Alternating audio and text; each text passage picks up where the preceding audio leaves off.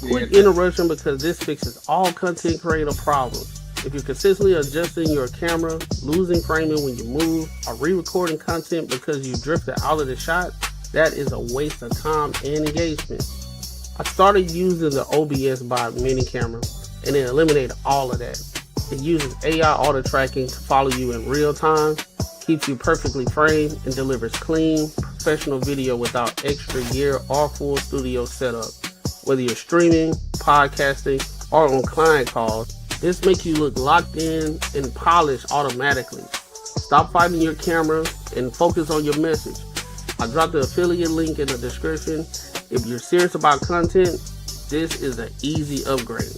As you can see, I'm testing out the camera and everything, and it's working out pretty well. Hit the link, get yours. Welcome to the table. Power, perspective, profit.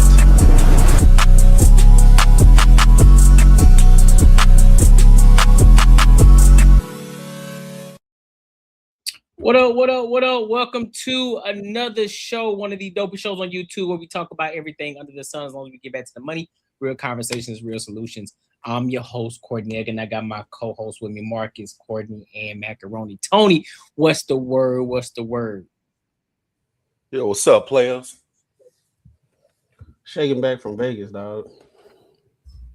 I know that. Hey, listen, I know that shit was on point. How was that? Shit, it was live. It was on some grown-up stuff, you know what I'm saying? Wasn't no going crazy for real. It was a golf trip, so we golfed like 2 days.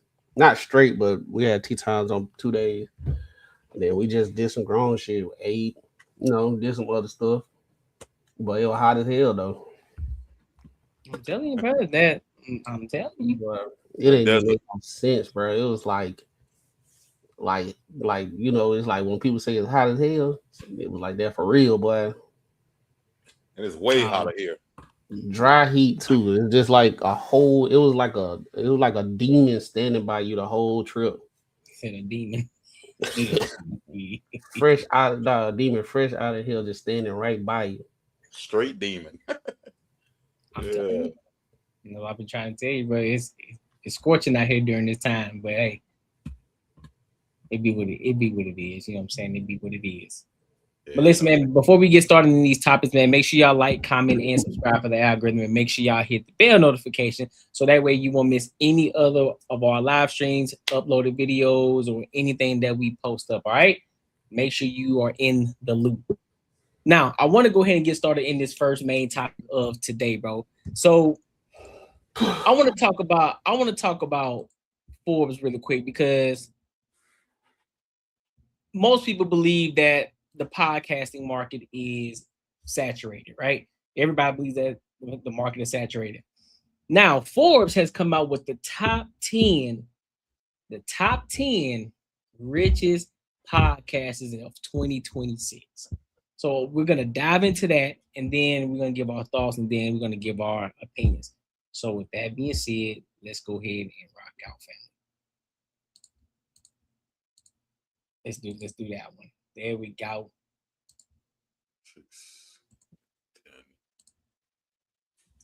And bring it in closer. It's gonna be a little reading. So y'all stay with me. All right, so podcasting has risen in popularity as a go-to source of entertainment. Whether interview-based, true crime, or comedy, the people behind the mic have attracted massive engagement and are earning 8 figures from their shows through distribution, brand partnerships, and other lucrative deals. Forbes compiled a list of the highest paid podcasters in the space. Among them is Jay Shetty. For those of y'all who don't know who Jay Shetty is, he's a big podcast as well. He does a lot of interviews with a lot of the who's who type of people, right? Who kickstarted his podcast on purpose in 2019. He spoke to the outlet about how it has transformed throughout the years in a medium where visuals weren't initially popular. Now we had the 4 largest streamers bidding for the show. Shetty said in an interview with Forbes, "To see what kind of interest and enthusiasm was pretty amazing for me and for the industry overall." So now, with that being said, here are the top podcasters right now, according to Forbes, of 2026. So you got Joe Rogan at number 1, which is the Joe Rogan Experience. He's at $82 million. You got John Coogan and Jordy Hayes for TBPN, $70 million. Stephen Bartlett, The Diary of a CEO, $45 million. Ashley Flowers, which is Crime Junkie, I'm pretty sure all my ladies who love Crime Junkie, they're at $42 million a year, $42 million. And Will Arnett, Jason Bateman, and Sean Hayes. And for those of y'all who don't know who Jason, I'm pretty sure everybody know who Jason Bateman is. And then because he was on so have you ever seen Identity Theft with Melissa McCarthy? I may have, but I'm not. It's not something for me. Have you seen Central Intelligence? Is these TV shows? No, that's a movie with Central Intelligence with Kevin Hart and The Rock. Oh yeah. And you remember when they went in there to get the account from old boy? He was like, Jenny, get the window. You remember? Oh that? Yeah. That's Jason Bateman. He was in Ozark too. I don't know Yeah. what Ozark. Oh, okay. Yeah. I don't know why I didn't start with that. But Mel Robbins, $35 million. Jason Kelce and Travis Kelce, $35 million. Y'all know who the Kelces are. Y'all know who they are. One of them is what's her name? Taylor Swift. Taylor Swift is fiance. They got married. Yeah, that's true. Yeah, they were her husband now. Alex Cooper, who is Call Her Dad, the one who has a show Call Her Daddy, the one that the one that Aisha Curry went on, and she was talking. $32 million. Went on there. And then you got Pod Saves America, $28 million. Charlamagne Tha God from The Breakfast Club, $27 million. Dax Shepard, Armchair Expert, $25 million. Amy Poehler, Good Hang, don't even know what that is. Bill Simmons, the Bill Simmons podcast, $22 million. Jay Shetty is his podcast is called On Purpose. He's at $21 million. And then you have Joe Budden at the last with the Joe Budden podcast at $20 million. So with that being said, with all the platforms that's out here on YouTube, first let me ask y'all, do y'all agree with that list? Yeah, I agree with it. I think because when you see a lot of them, they actually had a following already, and then they just took their following so people can be personal with them for real. So it's easier that way, but it was harder for them to get to that point of a lot of people knowing them. So I mean, I'm looking at the list. I don't know a lot of these people, but I don't think podcasting is saturated. I think it's a lot of people doing it, but I think this list shows like it really not saturated, because if it was saturated, a lot of people will be making like this amount. It's not. A lot of people do the podcast for a year and then they done. So it's like it's a lot of people doing it, but they get switched out with somebody else that want to start a podcast. Marcus, what you think? Yeah, no, I think this list is for real. Yeah, I think you gotta find out what your niche is, and then I mean a lot of these podcasts, I think a lot of them are taken on by big like networks, but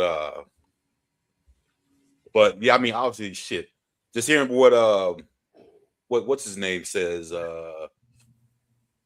MTR, how much he makes. I mean, shit, like, and he's doing like on like the same kind of line of shit we're doing. So yeah, money's definitely out there.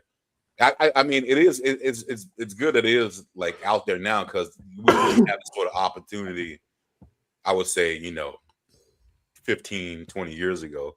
So it really just depends on, how consistent and how much you really want to get this shit done. I mean, it definitely won't happen overnight. So I think a lot of people do try, but they just quit. They quit after, and they don't see anything happening after a couple of months or something. So let me ask y'all a question then. Do y'all believe that there are better podcasters out there? Yeah. Yeah. Y'all think they are better? Yeah, I think my personal thing though, but yeah. Yeah, I think. I mean, but only on this list, only one I can see that is even like pretty much in my realm of what I watch is Joe Budden and I don't even watch a lot of Joe Rogan, but it's a lot of. I mean, Joe Budden's probably the only one that and Charlamagne. So Yeah. do y'all believe that outside of, because I'm pretty sure that some of these podcasts are backed by bigger, a bigger entity, right? Some of them are. I know Jay Shetty. I don't think that he was, nor Alex Cooper, the one called her daddy. I don't think they were backed, or Crime Junkie. I don't think those three were actually backed by big corporations, as well as the Diary of a CEO, right? So with that, so knowing that, because all the other ones are typically basically they're actors, like y'all said earlier, they already had a fan base, and so it's a little bit easier to convert them over to a podcast show, right? Or you can have a big entity behind you, they put some money behind you, next thing you know, boom, podcast. So with that, do y'all believe that it's the strategy behind in which they got to this list? Outside of knowing that some of, we're not talking about the ones that are active, the ones that had to get it from the ground up. I think the strategy, they knew people already, and they helped them out. Majority of the other ones that we don't know, that's not actors and didn't build, and they built they following from scratch and everything. I think a lot of people, because I just seen stories of saying, like, podcasters, they probably ain't as big as this one, but they was like, hey, you can start a podcast and we can help you out with all the back end shit. Then you got people that fake it till they make it, and then they got the bots. So that helped them out a lot because they can pay for it. So they might have funding to pay for the bots and everything. They got them to a point where, they bought it their way to the top. Like, it's a bunch of different back end stuff. Like, even DJ Academics broke it down a while back. Like, a lot of these podcasters got people that they knew. Like, they'll probably be on a podcast. They're not actually on it. They just like probably working for somebody or something like that, and they on the back end. You don't see them, but they working, and then they do whatever they do and get with the who's who, and those who's who help them out with their podcast. I mean, it really depends on who you know. For a long time, I worked. Actually, not a long time, but I worked for a web hosting company one time. And you got some of these nerd dudes who know how to code and do like the algorithm that'll guarantee your website will get 1 million views. Like, and eventually, if you got someone like that behind you, yeah, bro, you're gonna get seen. I mean, you got to think about is the billions and trillions of people in the world that watch online and YouTube. You gotta know there's millions of people who think exactly the way you think, and they're okay with listening to what you listen. But they're okay to listen to what you're saying. So, I mean, I think if you got the right strategy, I mean, shit. Like I said, that web hosting company, one of our biggest clients was a chick that sold fucking mittens for cats. So, like, you would never think that was gonna be something that's gonna be popular, but she got the most hits. So here's my thing, y'all. So y'all don't think that some of these individuals, now when I say strategy, I'm not meaning bots or anything like that, because they're, even with these individuals, there was a time before bots even was a thing, before people started actually using that to grow their page, right? So do y'all think that the way that they structured their platform on the back end and learning what audiences to actually reach, and that was going to actually break through barriers? Because think about it. There's people that we know in a certain space, but they can't break that ceiling because they only focus on a one-dimensional type of topic. They only focus on one-dimensional type topics, versus the other ones who break through barriers where they have a broader audience, and they reach multiple different people from different walks of life versus just a certain demographic. Well, I think some of the ones that's not as big as them, yeah. But the ones that as big as them and nobody really don't know about them, for real. I'm not gonna say nobody don't know about them, but I don't know a lot of these podcasts, so maybe that's just my ignorance. You know what I'm saying? But I think they probably do have a strategy, and then I say this. I think one of their strategies are they probably went all in. They probably had enough money to like, all right, all I'm doing every day is content, uh, streaming, podcasting, doing this, going on other people's shows, getting in these rooms to these celebrities. I'm gonna try to get a celebrity on or something like that. And they just went all 100% in. That's all they did. They said, I'm making this shit. I'm doing this for like 3-4 years, and I'm just doing it this way.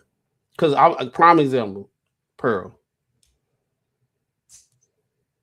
Prime example, right? She went to college and everything, but her dad like rich. You know what I'm saying? So she just went ahead and just went all the way in. That's all she did. That's all she did. And she got on other people's podcasts and got to the point of being, well, she stayed in one lane. She don't talk about other stuff. She just on man versus woman stuff. But she was so polarizing with her views that she got to the point that she can just do it 100%. But she's not on this list though. That's why I was like, in different tiers it works. But I don't know. If you on this list and you just was hustling and stuff, you had to have like an engine behind you. Like OnlyFans girls, a lot of them don't do it. They don't do their shit by themselves. But they, my bad, go ahead, my bad. No, I'm saying they don't do stuff by themselves. Like they back in, well, their business strategy. They had to build an engine in order to get all their content out, so they can make as much money they making doing OnlyFans. So they have a whole marketing agency, right? And I'm pretty sure they got podcast agencies around here that help you out with everything. Because I see a lot of people. Like we've been doing the podcast for a little bit, but you got people they got whole studios and shit and best equipment and all that shit, like background and all that. They're like, where that came from? You know what I'm saying? That had to be some people that they got their money, they went all the way in. That's my point though. Like I think in some of those situations, yes, that is true. But I also believe that there's still another side too, because I don't think that every success, even these individuals up here, and I'm not using the actors because they don't count, right? Like I said, they already had money, they already had people behind them, but I'm talking about the guys like the Jay Shetty who started from ground zero, right? Or the Alex Coopers who started from ground zero, or the Stephen Bartlett, based off of their stories, based off of it, because I watched the Diary of a CEO, I watched Jay Shetty, I watched his podcast and stuff like that, and based off of their stories, they started from ground zero. There wasn't no backing behind them until they got, of course, until you get to a certain point where now you get different sponsors who are willing to work with you, because now you built up that credibility for your platform and you structured it one way. Like you structured it to a point where now you can reach a multitude of different people in the audience. Now you got somebody back you, because now you built that credibility, you built that visibility for yourself first. And that's what I'm looking at in that aspect. I think that's like like I said, like I was getting different variables, but I think the people that went all the way in get to that point faster. I think these people are probably like more of researching like what's a general topic that a lot, like majority of people will be interested in, not just one group of people. Like, everyone wants to be rich, so the Diary of a CEO could hit a shit ton of people. Like you talk about like call her daddy. Like that type, the shit she talks about, she usually talks more like famous people. Like most women want to be like somebody famous. So especially as far as I think she talks to more white women though. But the thing is, it hits that demographic more types of people. So I think like, if there are things you talk about that a lot of people would be interested in. Like I said, most of it is money. Ways to make money real quick would probably be one of those kind of situations.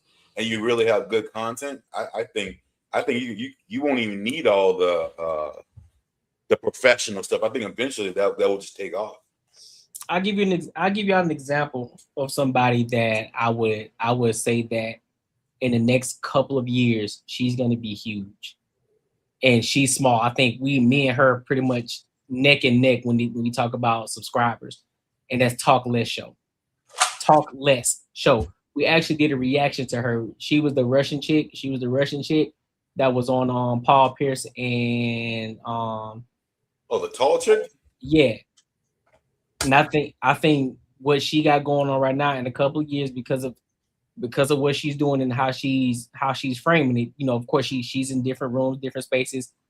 I think she's going to be huge in a couple of years. I think she's going to be big. Now, that's going to be dependent upon how she starts to frame her content. If it's always, if it's just going to be, the entertainment factor is going to be there because she had guys like Carlos on there. So she get a lot of comedians on there as well as she had Cam Newton on there also. So, yeah, so I think it's going to be, her page is going to be huge eventually. Yeah, she got some right? big name people in there. Yeah, you get some big name people in there, right?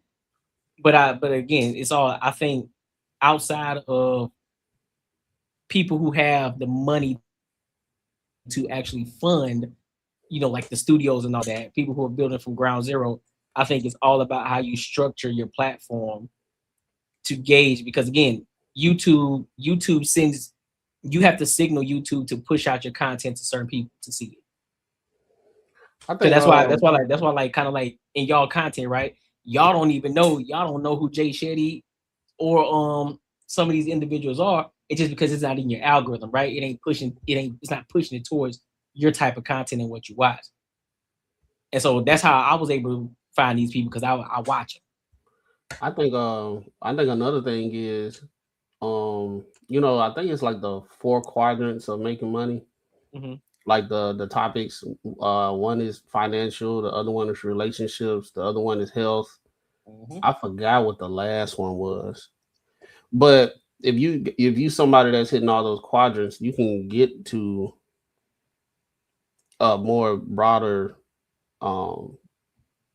audience. And if you like I said, if you go all the way in and you doing this, you eat shit and sleep this shit, and you pumping out multiple shows during the week, and you covering all those things, I think the algorithm will push it, and then you'll hit different audiences that you're going to be hitting all these different audiences, and you're going to be getting suggested because you're talking about these things, especially the video. And then if they go viral, one video go viral, this, that, and third, and then it gets to a point you just keep doing the repetition until it starts flowing. Now you're getting invited to these shows to talk about stuff like Joe Rogan. He just sit there and just talk to a bunch of interesting people, all different types of topics. The topics didn't even think of exist. You'd be like, "What the? Is this real?" Like, but also think about this too. Though. Think about when they're talking these. Think about when they're talking about in the content too. What don't we hear a lot of?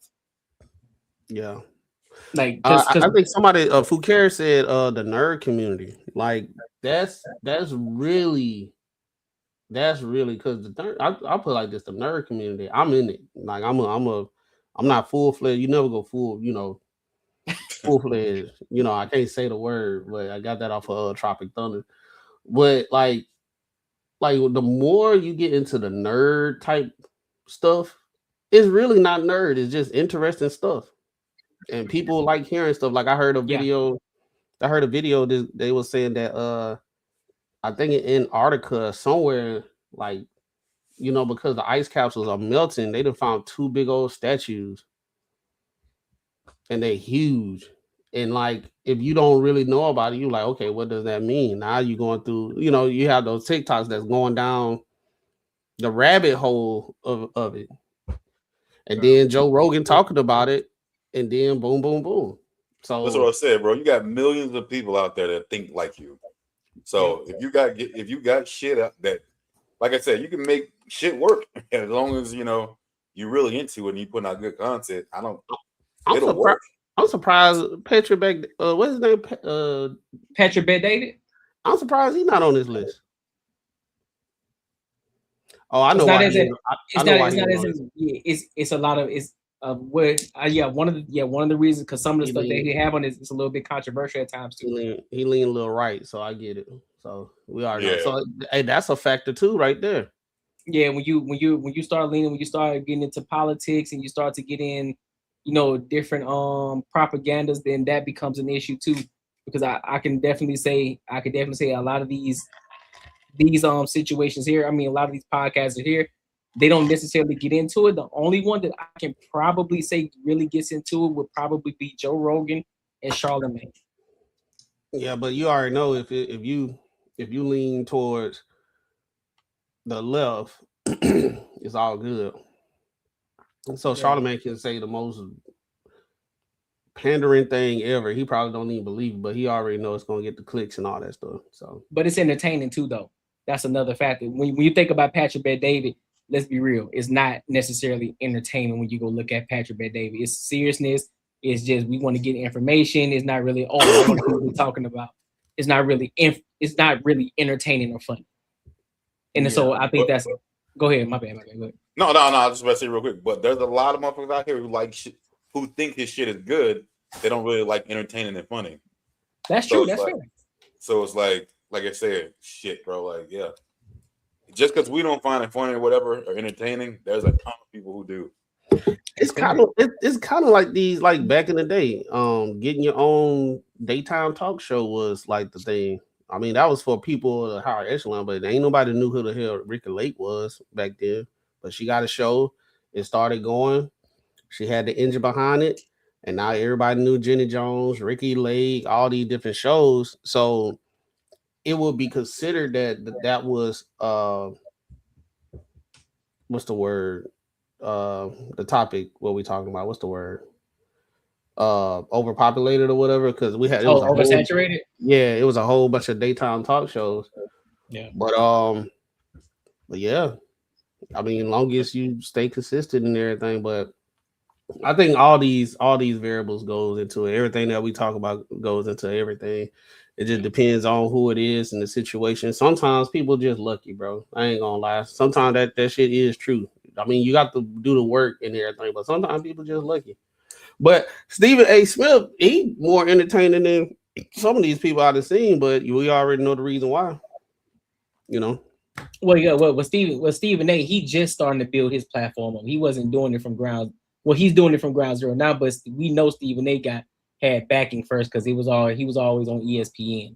So that's what I was saying. What I was saying, I was like, dude, like I think you said before, do you think these people are good, or there's some people that's better? And I was just pointing that out. Like some of these, I don't know, bro. Some of these podcasts, I'd be like, ain't no way people really watch. Shannon Sharp would have been on this joint.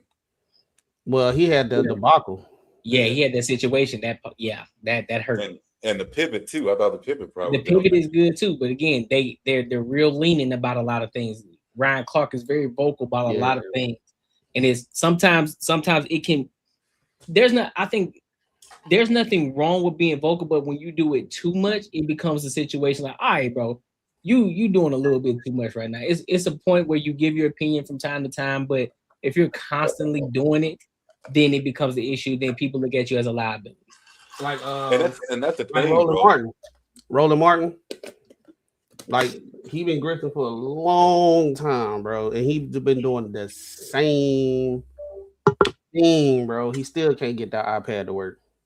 But and you can't put like a Nick Fuentes up there either, because motherfuckers will go crazy.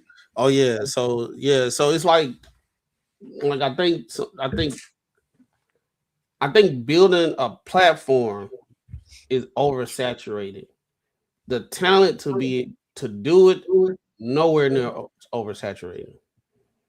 Nowhere near. It's like one of those things when everybody wanted to be an entrepreneur not too long ago, and anybody can get an LLC, you know what I'm saying? But actually doing the work, that's a whole different situation. Everybody got a business. Everybody got an LLC, you know what I'm saying? You got tired of people I hearing, I got an LLC. Okay, what are you doing though?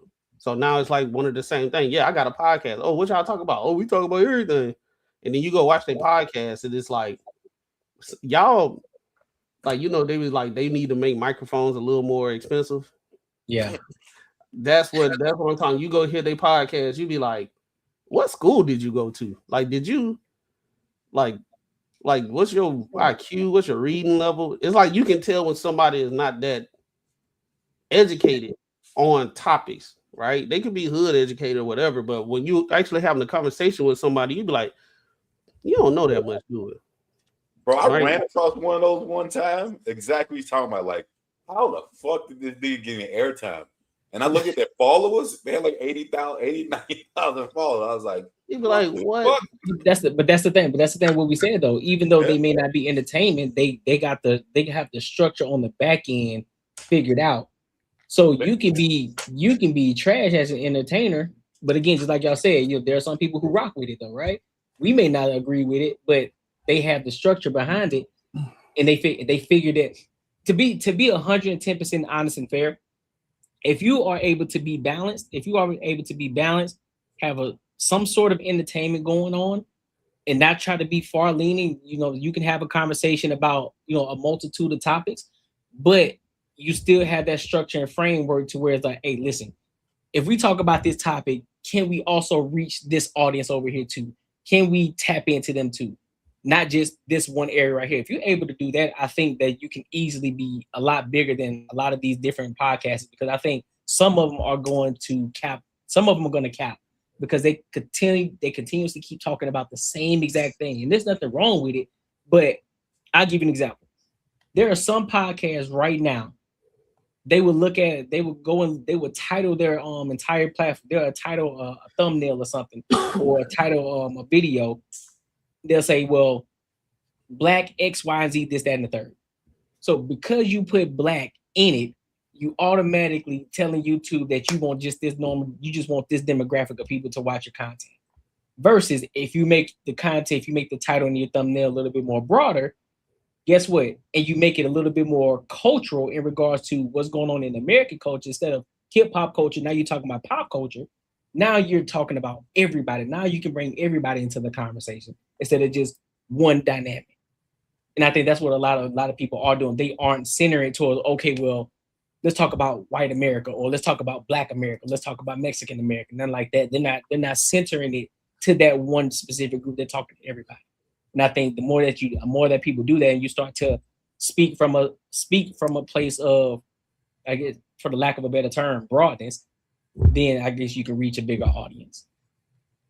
Just like this topic here, we didn't say this Black podcasting is oversaturated versus we talked about a whole bunch of podcasts that even people that's watching now probably never heard of, and they're gonna go check them out and say, oh yeah, I remember that person. Then they listen to it and be like, oh, it's actually kind of interesting. Exactly. But yeah, y'all do y'all have any final thoughts on this topic though? Yeah, podcasting not dead. It's the new wave. You just gotta don't try to reinvent the wheel, just try to find you a niche and just be good at it. Don't be lazy with it. Yeah, no, it definitely not oversaturated. That's for sure. I mean, the other ones that get weeded out, the ones that really ain't trying to do anything. But again though, yeah, this shit ain't easy. Like, so you definitely got to be in it for the long haul. Yeah, I agree with that too. I would say this. I don't think it's oversaturated either. But I do believe that there's a wave of people who believe that they can do a podcast, and a lot of people believe that you just turn on the camera and you turn on the microphone and you just start talking. But there's more to it behind it. There's systems in place with running an actual show. It's not just turn on the camera and then we just gonna sit here and talk and we just gonna have a conversation. No, there needs to be structure, there needs to be plans. There are some people who have an entire script on how they do things. There are some people who have a more flexible script, right? In our case, right? We have a script to a T. We have a script. We know what we're gonna talk about, but then it's kind of free flow on the topics that we're talking about, but we already know what we're gonna talk about beforehand. So we already have a sense of the conversation. And we just giving our thoughts and our opinions on the topic. Some people, they just go in free for all, and it's just, man, listen, bro, we just chilling, we just gonna be here kicking it. Hey, bro, that ain't doing that for nobody, bro. You just got people, and you're not talking about anything. You're not impacting anybody. You're not trying to touch one person. Pause. And so there's no impact. There's no heartfelt conversation going on here. So you're not teaching anything. You're not doing nothing. You're just there. Yeah, it'd be like those podcasts. They be sitting there chilling. You're like, bro, what you think about? Don't you hate rain, bro? Man, rain, bro. Like it fuck up your whole day, bro. I went outside and I had put my new shoes and just started raining, dog. Man, I hate rain. Now you know what I'm talking about? Like you be like scrolling and it's like these two dudes. They be like, hey, did you hear about what they found in Antarctica? Yeah. Oh yeah. I'll be like, oh, is it a real podcast or do they just make clips of them doing that? And it's like the first time I started seeing them, I thought every time they were finna start, so I thought it was like a build up to like something good. And then it just be like the rain situation. I'd be like, oh, bro. I was like, bro, I just wasted 20 seconds listening to nothing. Did you hear about they possibly might be remaking one of the biggest Pixar movies again? Oh, really? What is it? Oh yeah, they doing Toy Story 1 again. They just revamping it. You'd be like, oh, okay. Come on, dog. What up, Rolf? What's poppin', twin? What's poppin', twin? We talking about these podcasts. Let's get to this money on, huh? Yeah, bro. Gotta get to this money on. And one other thing to add to it, bro. I think a lot of these people is saturated with people that's just straight creating a podcast with no like business structure tied to it. They just talking. So it's like when you somebody got an echo. No, go ahead. Oh yeah. So I'm like, so sometimes it's kind of like people are watching your podcast and they be like, what are we doing? What's the end goal? Like, what's going on? Y'all just up here talking, or y'all trying to have the script just like you said before? I agree with that. Rod, you got anything before we move on to the next topic? I mean, in the arena of saturation, I don't believe anything is oversaturated. It's just if you suck, you suck. It don't mean that you can't jump in the game, because it's just like the job market. Motherfuckers say the job market is saturated, and it's somebody getting promoted to CEO every day. You know what I'm saying? Like, if you know how to find the lane, stick to it, stay true, learn the ins and outs, and work it and make something work for you, then it don't matter what the fuck everybody else got going on. You know what I mean? So I think some of the people that were on that list, I seen y'all talking earlier about, are there better podcasts? I believe there's better podcasts out there, but you still got to put your 10,000 hours in. So, if you ain't got enough reps on the table yet, then you're not necessarily going to get to the levels that other people have gotten to from putting their hours in. It's like, I seen you touch on like Diary of a CEO and all that. Like, bro been cooking for a hot minute. He do. So everything he got, he deserved. You know what I'm saying? Like, yeah. I'm gonna have to check them out. I ain't never seen it. Oh shit, that shit is phenomenal. That shit is phenomenal.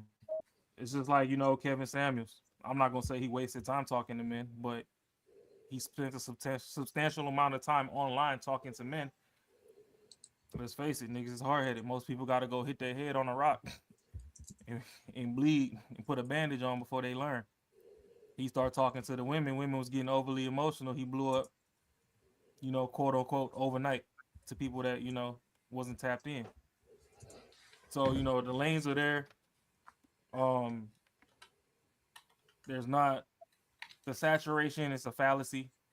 It's an easy way for people that want to start something to have a excuse to quit early. And it's just something that you gotta grind. You know what I'm saying? So I was thinking, as a final thought, anybody that's watching this and thinking that something's unattainable, it's only unattainable if you're not willing to do the sacrifices it takes to obtain the goal at hand. It's just like, we got Mac on the pod. We could say lawn care is fucking saturated to shit. No, it ain't. that don't mean that when he started his shit and he ain't meet his base metrics, now he got a bigger goal on hand.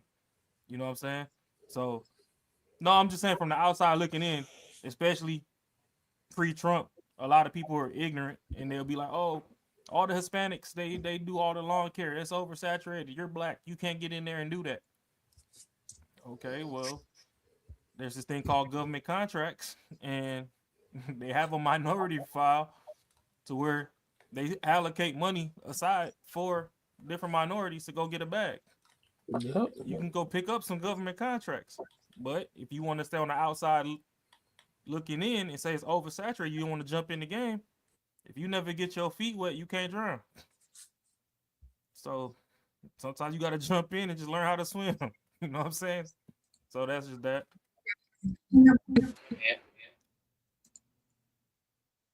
No, that's not. That's a fact. That's a fact. That's a good point. Marcus, you got anything?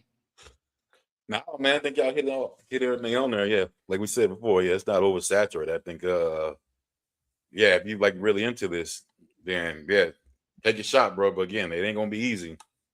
But yeah, definitely obtainable. It's a fact.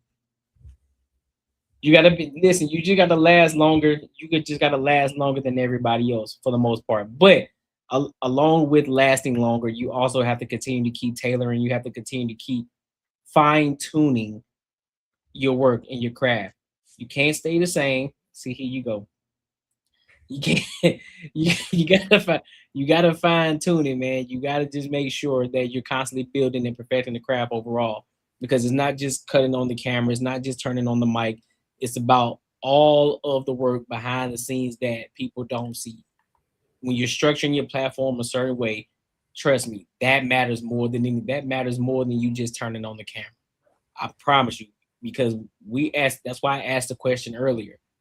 Do y'all think that there are people that are better?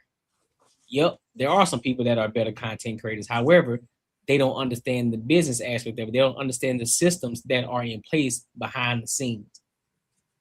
And to why they have these other individuals who are in the top 10s and in the top 20s. They have a well-oiled machine. So once you figure that out and you understand, you start to really understand YouTube, and you start to look at it from a different aspect. You start to operate from a business mindset instead of just looking at it as I'm just a content creator or I'm just an influencer. You start looking beyond that. So listen, how can we build this system to be a well-oiled machine? I'm telling you, it's gonna take you some places. It may not be right now, but overall, because you've already set the systems in place, everything is set. You just gotta continue to keep showing up, keep doing the work. That's it. Mm-hmm. So with that being said, make sure y'all like, comment, and subscribe for the algorithm, and make sure you hit the bell notification. Now let's read some of these super chats. Yeah, you right, man. Making money is me, man. 10 years, man, you're gonna have matching Benzes. 10 years? Think more like 10 days, man. 10 days. 10 days. Shout out to my girl La Unica 123 for the 2 jewels gift. I appreciate you, beloved. And then shout out to La Unica again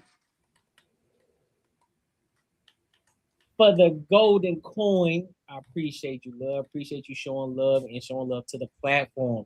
Thank you so much. We appreciate you. Appreciate you. So let's go ahead and move over to this next topic, family. Let's move over to this next topic. We got another one to talk about. So I don't know if y'all seen Ariana Grande lately. I don't know if y'all. She been in the algorithm and all of it. And Shorty is, from what it looks like, Shorty is tiny, and she's been getting a lot of scrutiny behind it. People are concerned about her health. So we're gonna get into it, and then we're gonna give our thoughts and then our opinions. So let's go ahead and rock out. Ariana Grande is taking a break from the spotlight after her Eternal Sunshine tour. The singer's rep tells E! News in a statement, Ariana will be taking a step back from visibility following her tour, which wraps up in London after 10 sold-out shows at the O2 Arena, with the last performance scheduled for September 1st. Look kind of cross-eyed right now, boy. Looks forward to finishing the tour and ending it on a high note, both healthily and happily, and then taking a much-deserved break from public-facing work and appearances, which has led to endless, ongoing public scrutiny. The statement ends with, "This tour has been a beautiful experience for her. She loves her fans and has loved every minute of this tour so much."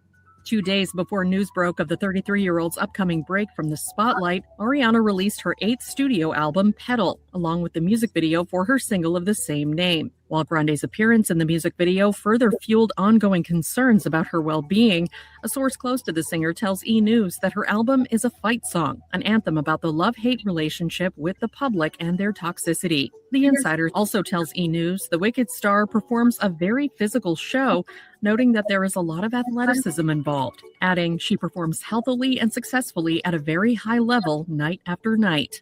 Additionally, the source confirmed to E! News that Grande will no longer be appearing in the West End revival of Stephen Sondheim's Sunday in the Park with George, Looking like that.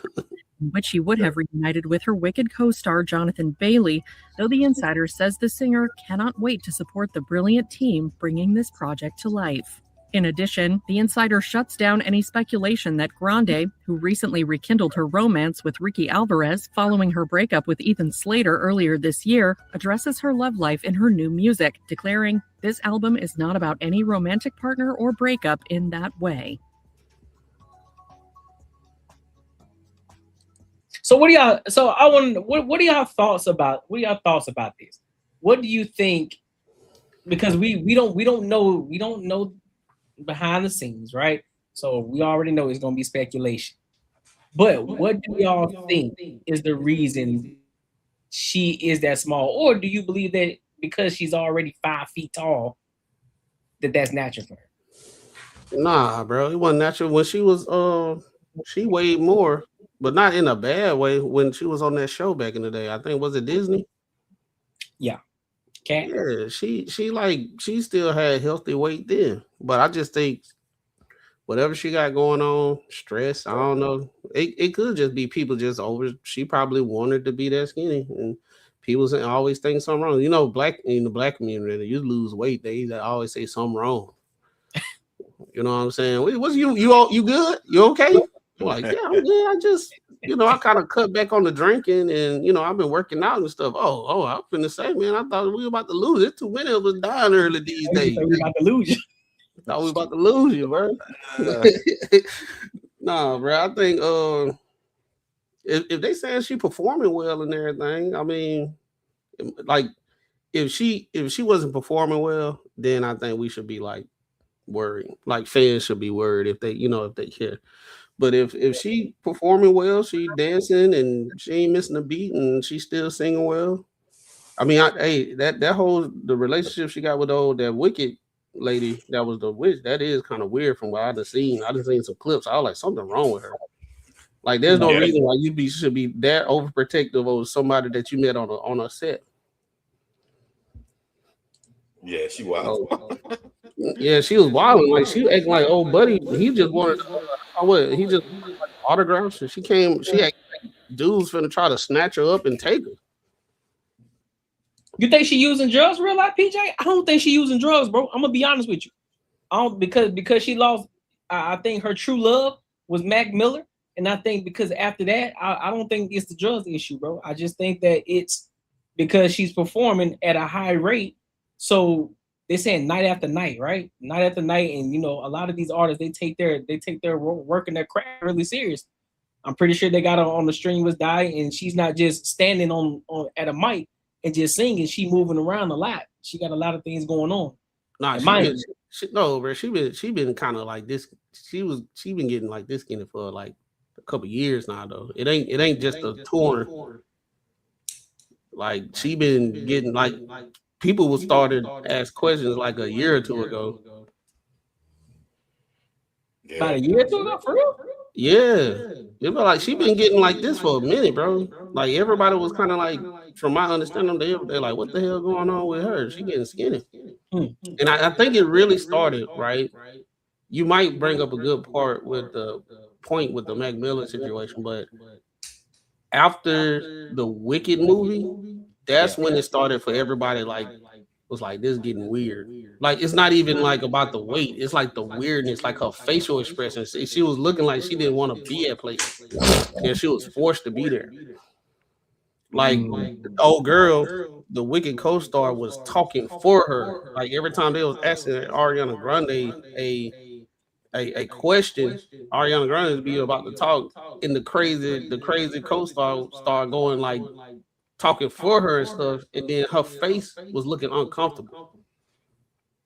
So I think that's when like the public are like, okay, this is getting okay. She was losing weight.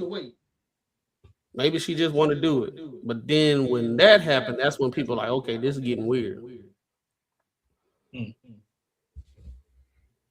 See, that's few cares saw it too. She said ever since the Wicked premiere, it was getting like, what the hell going? Why she looking like this? Why her face looking uncomfortable? And why this lady right here always talking for her and being this overprotective about it? I don't know, man. I was looking at it as satire. That's how I was looking. That's how I was looking. That's how I was taking it. I don't think they were being. I think they were just being silly, being goofy. And I know, of course, you know, when we see anything in the media, especially when it comes to celebrities, we taking it like something going on. It's something good, something going on. But you know, a lot of times we do read into a lot of things too. Sometimes they can just be messing with people because they already know it's gonna drive more views. I mean, I'm pretty sure it helped the Wicked movie too by them acting that way. No, it didn't. People was What not you watching. mean? I ain't hear good reviews of it. No, that's fair. I heard like the only thing I heard is when they made that sound bite from old the witch. And Oh, then the then singing. then they put a Kanye song on it at the end of it.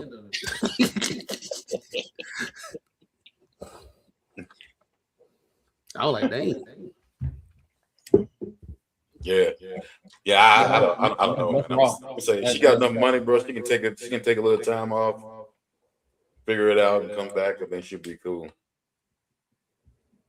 I can't take everything at face value, bro. I can't. You gotta take it with a grain of salt sometimes because a lot of things can be. That's what I'm saying. You can't let that fool you, bro. Because if I don't know the full story, I can't take it for face value. I can't. I'm gonna just put it as I think somebody put it in the chat that was like unresolved grief. For Carrie? I didn't seen that before, and this looking like it. Could be. Don't know everything. Well, maybe I don't like Foucault. I don't like musicals, so the only musicals I like is like Lion King, childhood stuff. Other than that, I am good. Yeah, what you got? What you think, Rob? Should be boring. I'll be like, all right, what an action at? For one, I want to see Jazz Noel pop out and give her take on this, since she think everybody grown or whatever, and this bitch out here looking like she 12. I use bitch as a noun. I'm not calling her out of her name. These a disclaimer. Before all y'all women get y'all damn coochie cottons in a bunch. Person, place, or thing. Another thing that I think is in America as a whole, we have a toxic attachment to being obese. Honestly, she's at a pristine weight for people of her skin tone. That's what they like. They like the slim trim, which is why if you look right now on social media, there's an epidemic of Indians and Asians, which they're still one and the same, but they still differentiate themselves. Coming over to Black land because we're really inclusive with body weight. Because, you know, some hips and some yams go a long way on our side of town. Whereas over there, if they get 2 kg over their BMI, they ostracized from society. Ain't nobody looking at them no more. So she might be doing it for a relationship. It might be for her own personal health. Yeah, she's moving around a lot. Another high energy performer that I know is Cardi B. I went and seen her show. She moves around a lot. That really helped her bounce back from this last kid that she just had. Like, so moving around does burn a high level of calories. And if you're not sitting around eating all day to, be on, I hate to use sis as a fucking metric, but she did it to herself on a Lizzo scale, then, this is what athletic normally would look like. And she's already a petite, tiny person to begin with. So, I mean, yeah, we could say playing with your nose, playing with the needle with the Ozempic, all this other stuff. But realistically, if we didn't have such a toxic attachment to obesity, this is kind of what the public standard should be. Until you get married and you put up and you a housewife or whatever, then yeah, you can gain some weight. All you doing is fucking scrubbing the counter and sitting on the couch. But if you outside playing in traffic for real, this is how you should be looking. So that's just really my take. I don't really see, until we get like a breaking news TMZ, she's been admitted to the hospital for overdose or whatever. Just like Courtney said, face value, from what I see, I'm not going to play into like the media trying to curate stories and stuff, because honestly, that's another thing that we as forerunners of news do. Sometimes we curate stories, and our stories can actually go fuck with somebody's mental health and send them down the spiral. So I ain't gonna jump on a gravy train of, oh, it's drugs, it's this, it's that. This is just what a standard single lady should look like. And I'm gonna be honest. Oh, my bad. Go ahead. My bad. Oh no, just I was wrapping it up. This is what a standard single lady should look like up until her knight in shining armor comes and takes her out the streets and throws her in the castle. Yeah, and I agree. And on top of that too, she's only 5 feet tall, so she can't be that big. We won't need her that big. That's another thing as well. I think we also, a lot of people don't understand the weight to height ratio as well. Because like you said, Raw, we're so used to people having a high BMI and being overweight that somebody that small is like, hey, shorty, you ain't eating. Like, no, you're actually athletic. You're actually in shape. You're doing well. You're in good health. It just seems as if you're so thin, but you're not. You're actually the size that you're supposed to be. Because if you're 5, think about it. If you're 5'9" and you weigh 190 pounds, you technically overweight. You're supposed to be around 150, 160 pounds if you're 5'9", technically speaking, right? But of course, there's many things that come with it. Some people lift heavy weights, you know what I'm saying? So, muscle mass, it is very dense. So you're a little bigger, you're going to be bigger. So many different things take place when it comes to that. So yeah, I think she's somewhere around, if most people want to say a healthy weight, she should be anywhere between 105 to 110 pounds at 5. The CDC say for a woman that's 5 foot, she should be like between 95 and 128. Yeah. So she's in range. So she's in good range of her height to weight ratio. So she good. Yeah. So that's how you supposed to be, but yeah. And then her weight loss wasn't drastic. It was going over time too. So yeah, true. Now, because the crazy thing is, you see people that's on the Ozempic, and they have the drastic change. You have people clapping for them, but somebody that getting in her actual range within her height, slowly or gradually, now it's a problem. Something wrong. We almost thought you lost your boy. Because even for me, like my toxic attachment, I really hated when Ice Spice lost all that weight. Because I'm like, damn, the cakes fell off too. Like, hold on, run that. He said the cakes fell off. Don't touch that. Back. Don't touch the cakes. He said the cakes. But when you lose weight, you can't cherry pick where you lose it from.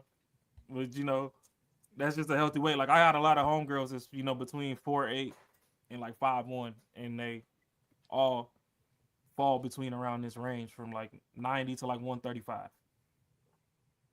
And they carry it like that. You can still see some clavicle and whatnot.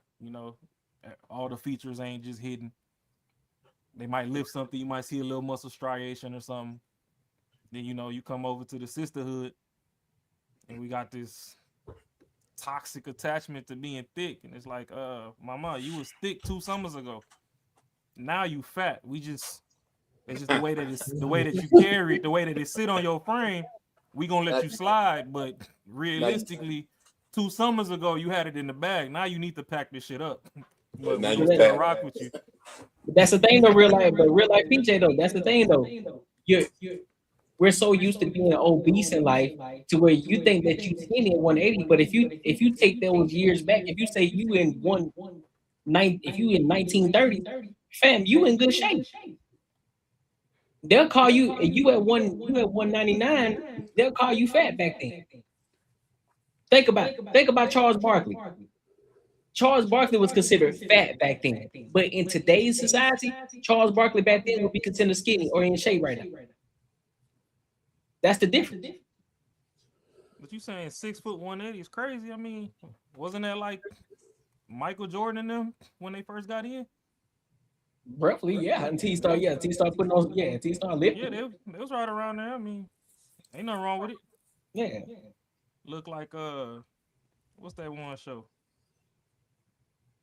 Not Afro Samurai. I forget. It's the one that's like Boondocks. I'll remember in a minute. Marcus, you got anything on this, bro? Nah, I'll be honest with you, bro. I don't really watch anything that she's in. So I don't know a lot about her, but I mean, yeah, like maybe just some life shit going on, bro. Like the thing is, but she got so much money. I do know she got money. That she can take this type of break and get her mental health right or whatever. Or hey, shit, maybe this is the way. I mean, I don't know. I mean, what do you think though? Do you think, I know y'all saying like according to like how tall she is, yeah, and this might be like a good way for the BMI, but do you think that she is a little too skinny, or what do you think? If I'm going based off personal preference, no, I don't think so.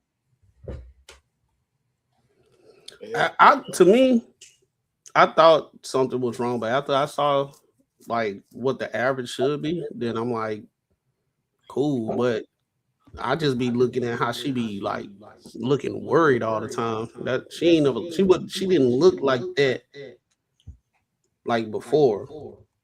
Like her spirit looked broken. Don't really look healthy, but shit. But most people who go get their BMI taken, I mean, shit, majority of Americans are overweight, obese. But I mean, some of them are. But then you see a lot of people who they're just built different, and doesn't necessarily mean that they're like actually like overweight. But I don't know. I mean, I think for me personally, I mean, I've seen her before. She looks a lot different, so I think maybe she does need a little break. Yeah, and she just did a movie too. And she just did a movie with Walkers in Law. So she got a movie coming out with that too. So yeah, she's straight on the bread. But that's the thing though, man. You don't want to become irrelevant either. So I mean, the man in me say suck that shit up and get it together. Hurry up. Hey yo. That's what I'm saying. Hey, shit. Hey, if you hitting that prime and people want you in their shit, suck it up. Hey yo, what are we doing? Listen, Pause. Yeah. Pause.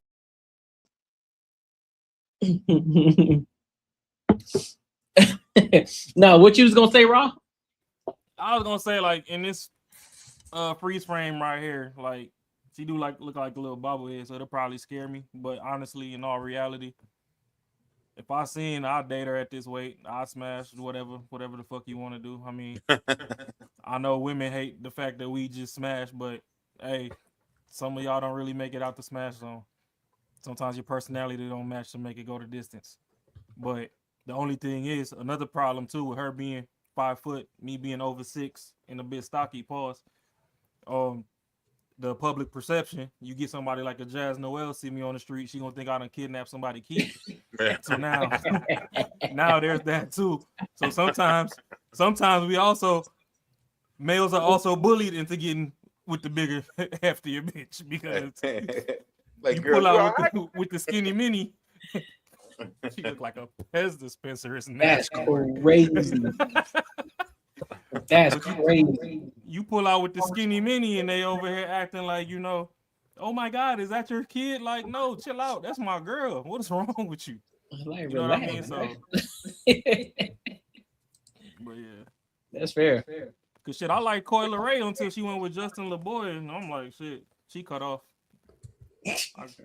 I gotta redo my celebrity roster. She ostracized. He said you gotta redo his celebrity roster.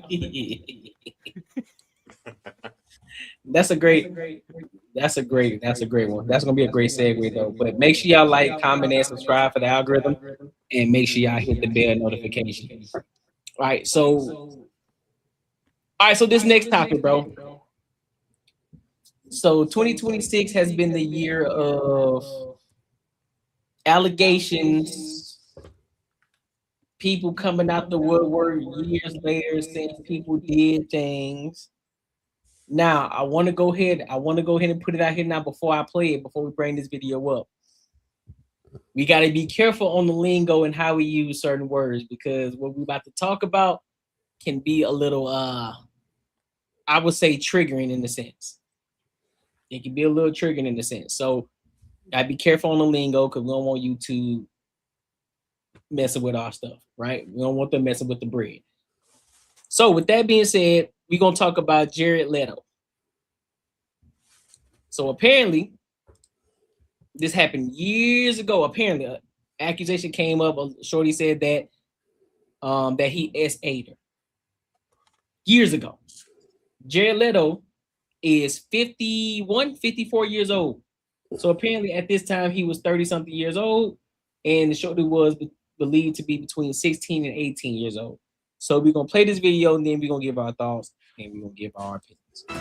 And we begin at 4 today with a new bombshell documentary detailing accusations of criminal sexual misconduct against actor and musician Jared Leto. Good afternoon, everyone. I'm Colleen Williams. And I'm Kathy Vara. Michael Brownlee's off today. The BBC documentary titled Jared Leto, Hollywood's Dark Secret features several women who say Leto assaulted them when they were teenagers. One victim says an assault happened in Leto's home in Southern California. Leto denies the claim, saying he never sexually assaulted anyone. NBC4's Conan Nolan joins us now in studio. Conan, do we have any idea if these claims were ever reported to police? It's a good question. No, we don't. There's no indication that any of the women cited in this documentary have sought criminal recourse for what they are accusing Jared Leto of doing, not to the LAPD, the Sheriff's Department, or the DA's office. The actor has strongly denied all the allegations. He is one of Hollywood's most eclectic actors, having starred in multiple high-profile films: Fight Club, House of Gucci, American Psycho, with an Academy Award for his role as a trans woman in the 2013 film Dallas Buyers Club.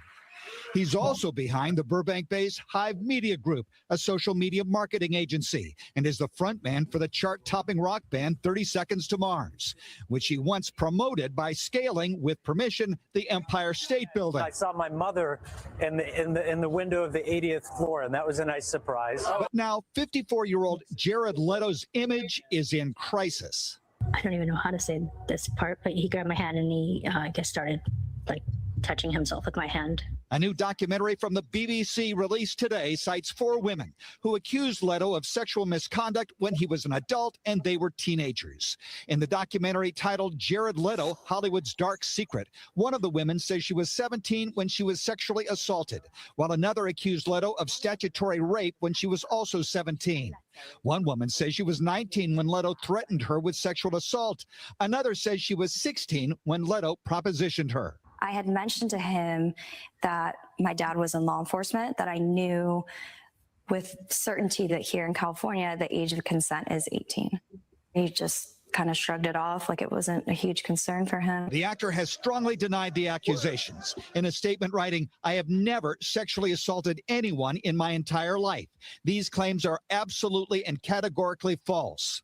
But Leto has faced controversy of this nature before. The entertainment and fashion newsletter Airmail last year published a report citing 9 women who also accused Leto of sexual impropriety and predatory behavior over a period of 2 decades.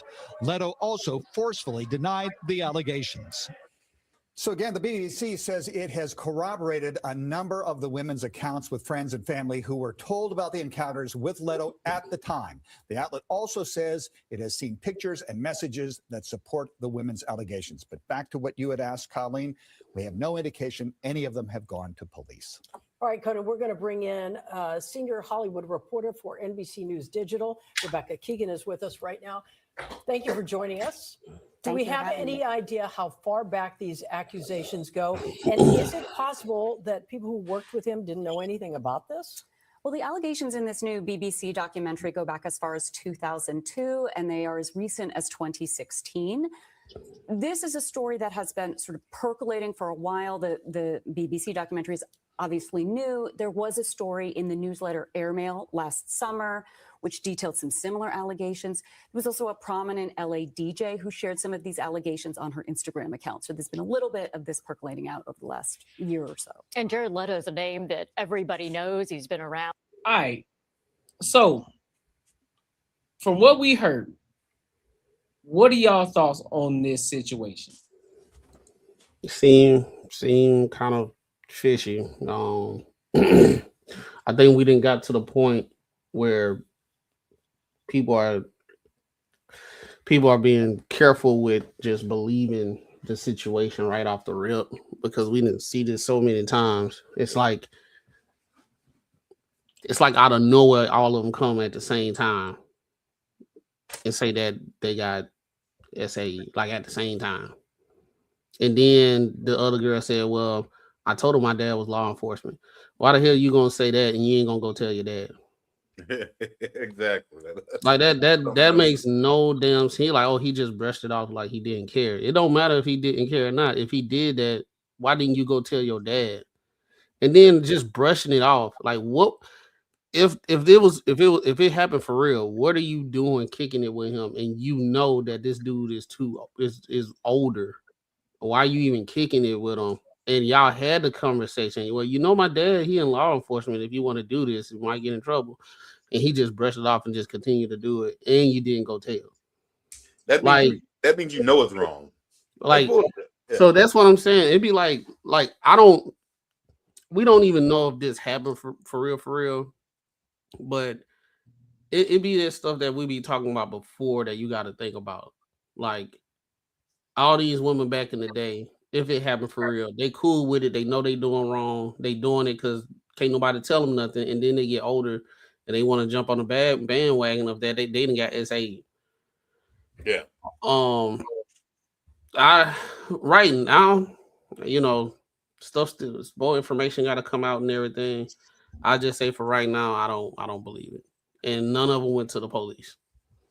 Mm-hmm. And it's crazy how y'all go to, my dad was a law enforcement, all y'all talking about all this stuff. You don't want to go tell the police, but you want to go straight to Netflix to talk about it. That don't make sense at all either, because I hear a lot of women say, well, they don't go to the police because they not gonna believe them. So you go to Netflix and don't even put no, you don't even go to the police and have this man locked up so he don't continue to do it again. So basically what you're saying is it happened to you, you know it's gonna happen to another woman, you're just gonna be quiet and let that happen. That don't sound like this sisterhood to me. No, what it sounds but then go straight to Netflix instead of the police, because I get it. If y'all say it's embarrassing, you know, women saying it's going and they feel embarrassed by talking about it and everything, fine, but be consistent. Why go to Netflix to talk about it instead of going to the police and still talk about it on Netflix and still ain't go to the police? They ain't nobody even, because now it happened so long ago, it'll be hard to prove. But they said they got text messages and all that stuff, but nobody seen them. Yeah, who saves that type shit? So, like, unless you want to keep it in your back pocket. Yeah, I mean, I'm not gonna say I don't believe that they didn't have any sort of encounter together. And if this is the thing, though, just say they did. I will 100% say that these people were definitely good for whatever was going on. Like they what do you say? Like they authorized, like they were good with it. It was consensual. Like it was like, this is what I want to do. I 100% don't believe the chick about the father that's a cop, because that shit don't even sound right. That just don't even sound right. That sounds. You know my dad a cop. Yeah, I'm still not gonna tell him though. That just don't even fucking sound right, man. This dude back then, he was a big star, and just say, yeah, that did happen. But this is the one I have a problem with. Yeah, legally that's messed up. I mean, you know it's wrong. You should definitely report that person. But you can't be a consenting person, and then once you talk to a whole bunch of people, 20 years and pass by, and then they say, well, you know what? No, actually they took advantage of you. And then now you go into this part of your head to say, well, yeah, you know what? They did take advantage of me. Now this is what I'm gonna do. Like that type of shit is bullshit. Like you knew exactly what you're doing at that time. You can't go back and turn the times and say, now I was a victim when you were all about it. That shit that's just crazy. That is no accountability at all. But this is the thing though, that's what a lot of women push. They push that a woman should not have any sort of accountability at all for nothing. Like a man, that's when the man gets into that leadership role, and they're cool with that shit. When it's something that they may feel embarrassed about or whatever, or they need some money or whatever the case may be, then the man should have been a leader and not worried about what the fuck she told him. And then, like this person should be held accountable. I just don't like that type of like that type of being a human being. Just sucks and stupid. It's crazy. For me, I ain't trying to be controversial, but I'm gonna be dead ass. I got accusation fatigue. Like, after they play my nigga Bill Cosby with some 30-year-old dry nut stain on a dress, I'm like, I ain't gonna hold you. And don't get me wrong, I know y'all women, y'all coochie just twitch when I said that, and y'all gonna jump in these comments and be like, oh my God, these people over on Banter and Barter, they support, violence. No, we don't support none of that shit. We don't condone none of that shit. Don't even start with your bullshit ass rhetoric. But y'all play my man Bill Cosby fucking 40 years after the fucking shit. We in Arizona, Courtney know, Marcus know. They done took the whole Cesar Chavez name off of high school and called it some other cornball ass shit over some actors. The man ain't even alive to fucking give his side of the story. Like, I get it.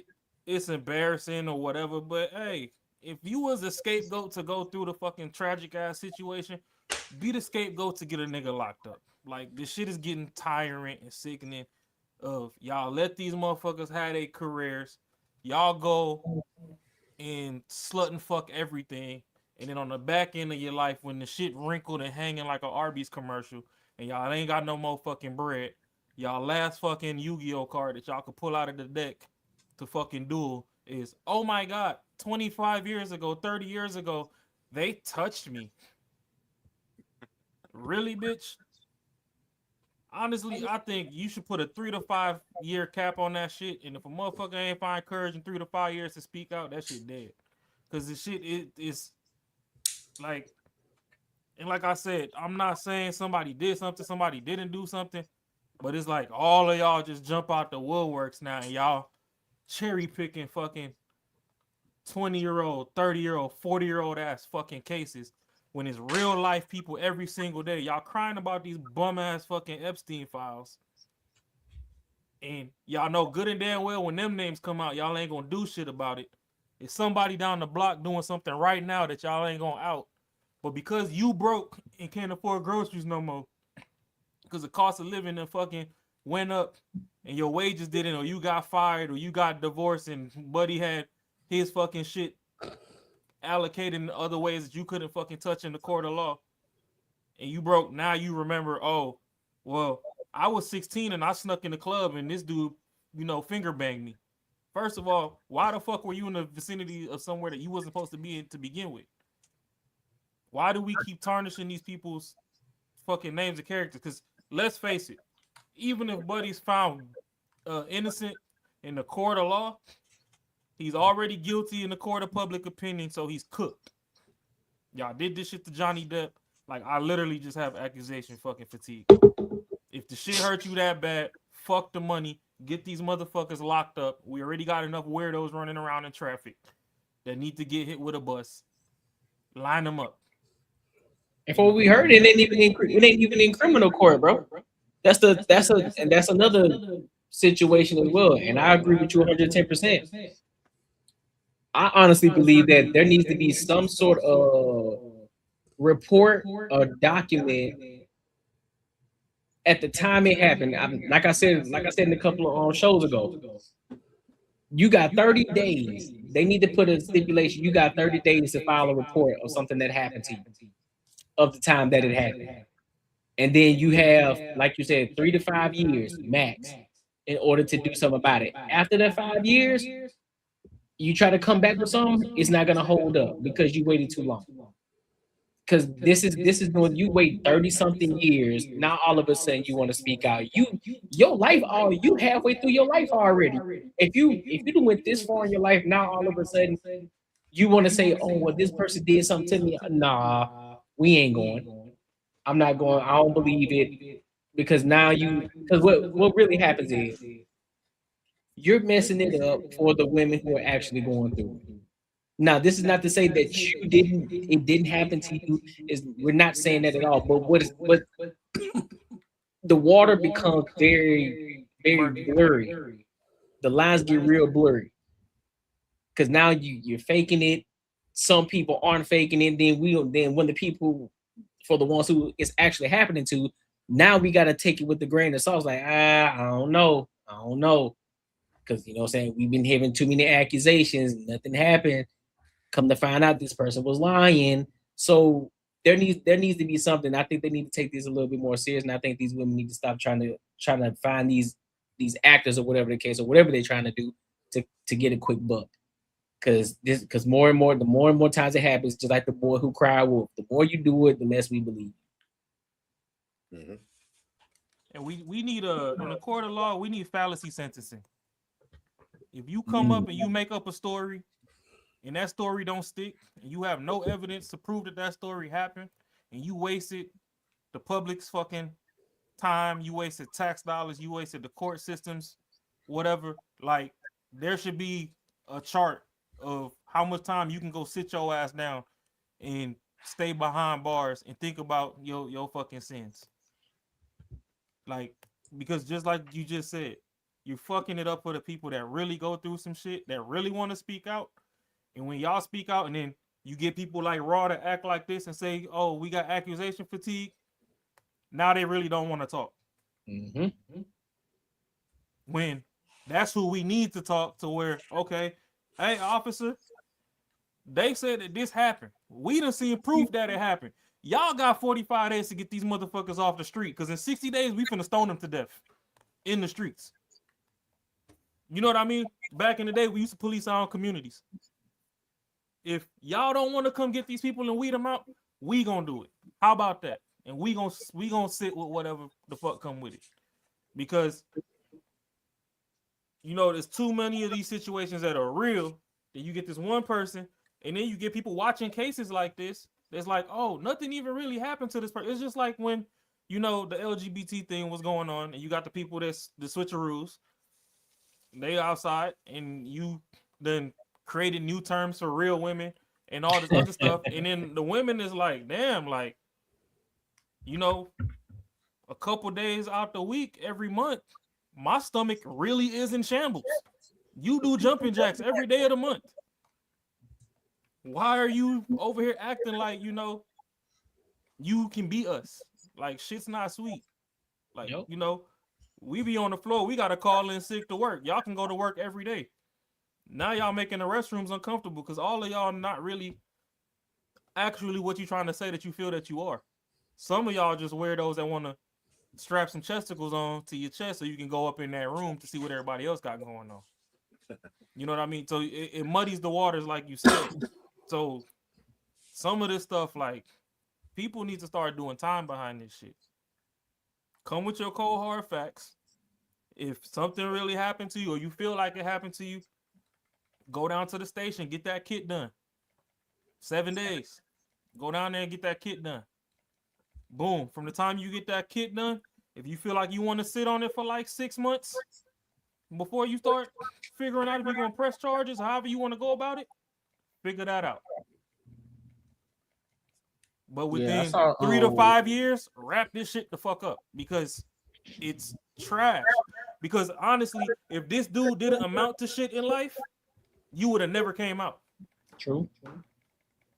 So now that motherfucker done amounted to some shit and you ain't amount to nothing because shit ain't go the way you felt like it was supposed to go. Boom. Let's grab him by the coattail and get a couple bucks off of him. Because just like you said, at the end of the day, it's not in no criminal court. Y'all not trying to get Buddy off the streets. You trying to get a couple dollars. You in court with a styrofoam cup. He touched me, pay me. That is weird. This is delayed prostitution at this point. You got some wiener, now you begging for the payout. You know what? I ain't gonna go too far off the Richter, but yeah. I saw where they were saying like in the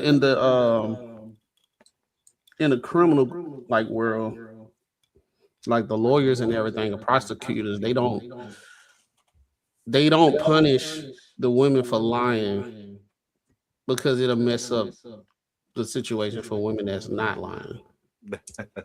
That's the reason why. That's the reason why they don't punish the women for lying, and it'll have women feeling like they can't go to the police because, all right, if I go make this accusation, and because I cannot, it's hard to prove, then they could go to jail for lying about it. But I was like, but it don't have to be that cutthroat. It don't have to. It has to be like, I think there's some kind of way that if they are 100% caught lying, like it's proof that they caught lying, they should get time, because you got men out here that they went to court and they didn't do it and they served time. So it should go the other way too. If you lie, you need to serve your time. If you're not lying and it can't be proven that you're not lying, then you don't get no time, whatever. But most of it's a feeling though. Like, you could be saying you can literally be complying with everything and then say I felt like I was being intimidated. And no, I give you one better. I know somebody, and him and his ex broke up, but they still was messing with each other. But they stopped. She moved. She flew back just for like a farewell situation. It wasn't supposed to have no sex involved or nothing like that. And they were just kicking it. And old sparks flew, and she was consensual. It was consensual. They did it. It was consensual. She came like the next day and was like, she felt like she was great because she didn't plan to do it. So when she thought about it the next day, because it happened and she planned not to do it, now she felt like she was great. Yeah, that's all you need. That's crazy. And that's crazy. That is insanity, bro. Like, just because the bra and panties ain't matched don't mean I ain't like the whole. And look, hold on, Raw. I give you one better. I give you this the kicker. She went to school to be a therapist, and she currently is a therapist right now. Oh, I bet. But this is the thing though. A lot of times the argument is that they were scared and they couldn't say they couldn't be like no. And all of us have experienced a girl who didn't like us tell us no. And them bitches will be mean as fuck. So like you can't tell me that if you really don't want that shit, you can't display that. Because I've seen motherfuckers be fucking crucial. So it ain't that whole thing is bullshit. The thing is you're kind of finicky about it, and you were like, well, I kind of do and I kind of don't, and then it's fucked up. Then the next day you can choose and say, well, actually, I really didn't want to. So now this motherfucker can go to jail for the rest of his life. That is straight up bullshit. Like it, I don't know in what world that is not insanity. All I know is when I broke down the word therapist into the two separate words that it composes of, it looked real weird to me. And you're not about to fuck me. I'm not about to pay you to fuck me. So that's why I'm against therapy as a man. Go outside, touch grass, do something. That's how men heal. Get a hobby. That's why men like rebuilding cars. That's why home projects is nothing. They like doing woodwork in the garage. You know, start a fucking workshop. I'm sure Macaroni gets his healing after his day job when he out cutting some lawns. The hum from that lawnmower fucking soothes his mind. Men don't need that. That's women. Y'all like to sit around and talk and gossip and do all this bullshit. Don't get me wrong. When we get in relationships with y'all and we date y'all, we love y'all gossip. We like to see y'all happy. So we gonna sit and listen to the tea. But that ain't really us. We not trying to come and deliver tea to you. We trying to go do some push-ups, do a backflip, fucking jump out a plane, something. Like, you know what I'm saying? Like, we don't need all this. That's the weird stuff that y'all do. Y'all like to talk a lot. We listen because we like to stroke a lot. And I'm gonna just keep it raw. Like, you got something that we, yeah, pause. But y'all got something that we like and we need, and we know how to tolerate to get what we like and we need. And we also meet you at your needs because, hey, if we gonna take you out the workforce or whatever and put you up, yeah, we gonna provide and protect. The reason a lot of y'all don't even get that luxury is because y'all don't shut the fuck up long enough to get there. We say, oh, be our peace. Here y'all go. Oh, well, I just don't know why men need peace. That's sassy. All right, bitch, bye. Your friend harder than you anyway. Yeah, they be saying dumb shit like, what is peace? Like, why everything gotta be described so in detail with peace? Peace, that means I don't want any negativity. Whatever that is, goddamn. If I want peace, that means don't come to me nagging about stuff. Let me chill out. Let me decompress. They like you got a lot of these women, they got all like they didn't read what is the DSM 500 or some shit? What is it called? The who? The book where I think where people that go to school for therapy and all that type of stuff, they have to read it, and that's how they can diagnose a lot of that's how you can like point out the diagnosis of somebody, like if they got schizophrenia or whatever. So you got all these medical terms that's in it that describe what it is. All these women know all of these medical terms: decompression, empathy, psychosis, and all that type of stuff. Until you're a man. When you're a man, any of that stuff just go out the window. If you want peace, they don't know what it means. They can't use none of the verbiage that they use on a day-to-day basis, right? They can't even get to the point where if he want peace, let me empathize with him and understand what does he do on a day-to-day basis. But he did go to work, he did do his second job. He been on his feet all day and everything. Let me go ahead and be his peace and just don't bring no negativity to him that day for whatever it is. Like it's that simple. But men have to sit there and tell women what peace is to us, and then when we start breaking down what peace is to us, now we're like demanding. Now something wrong with us because we just actually voicing what it is. And at the same time, they say men should not keep these things in. We should tell them communication is key. Then we communicate it. Now you're trying to pick apart everything that what I'm doing or what I'm trying to communicate. So it's like they really don't want to hear your issues and problems, because guess what? Every time not too long ago when we had some people up here, anytime men start talking about their issues and everything, guess what? They just write it off and say you need to go to therapy. Because they don't want to listen to it. They don't want to hear it. They just want you to go to therapy. You need this. But if a woman is going through something, we have to give them the reasonable doubt. We have to empathize. We have to understand their experiences so we can understand what women go through on a day-to-day basis. When it comes to men, when we start saying stuff, they call our shit bare minimum. We need to go get help. We need to do this. We need to do that. The patriarchy got us moving and thinking the way we are.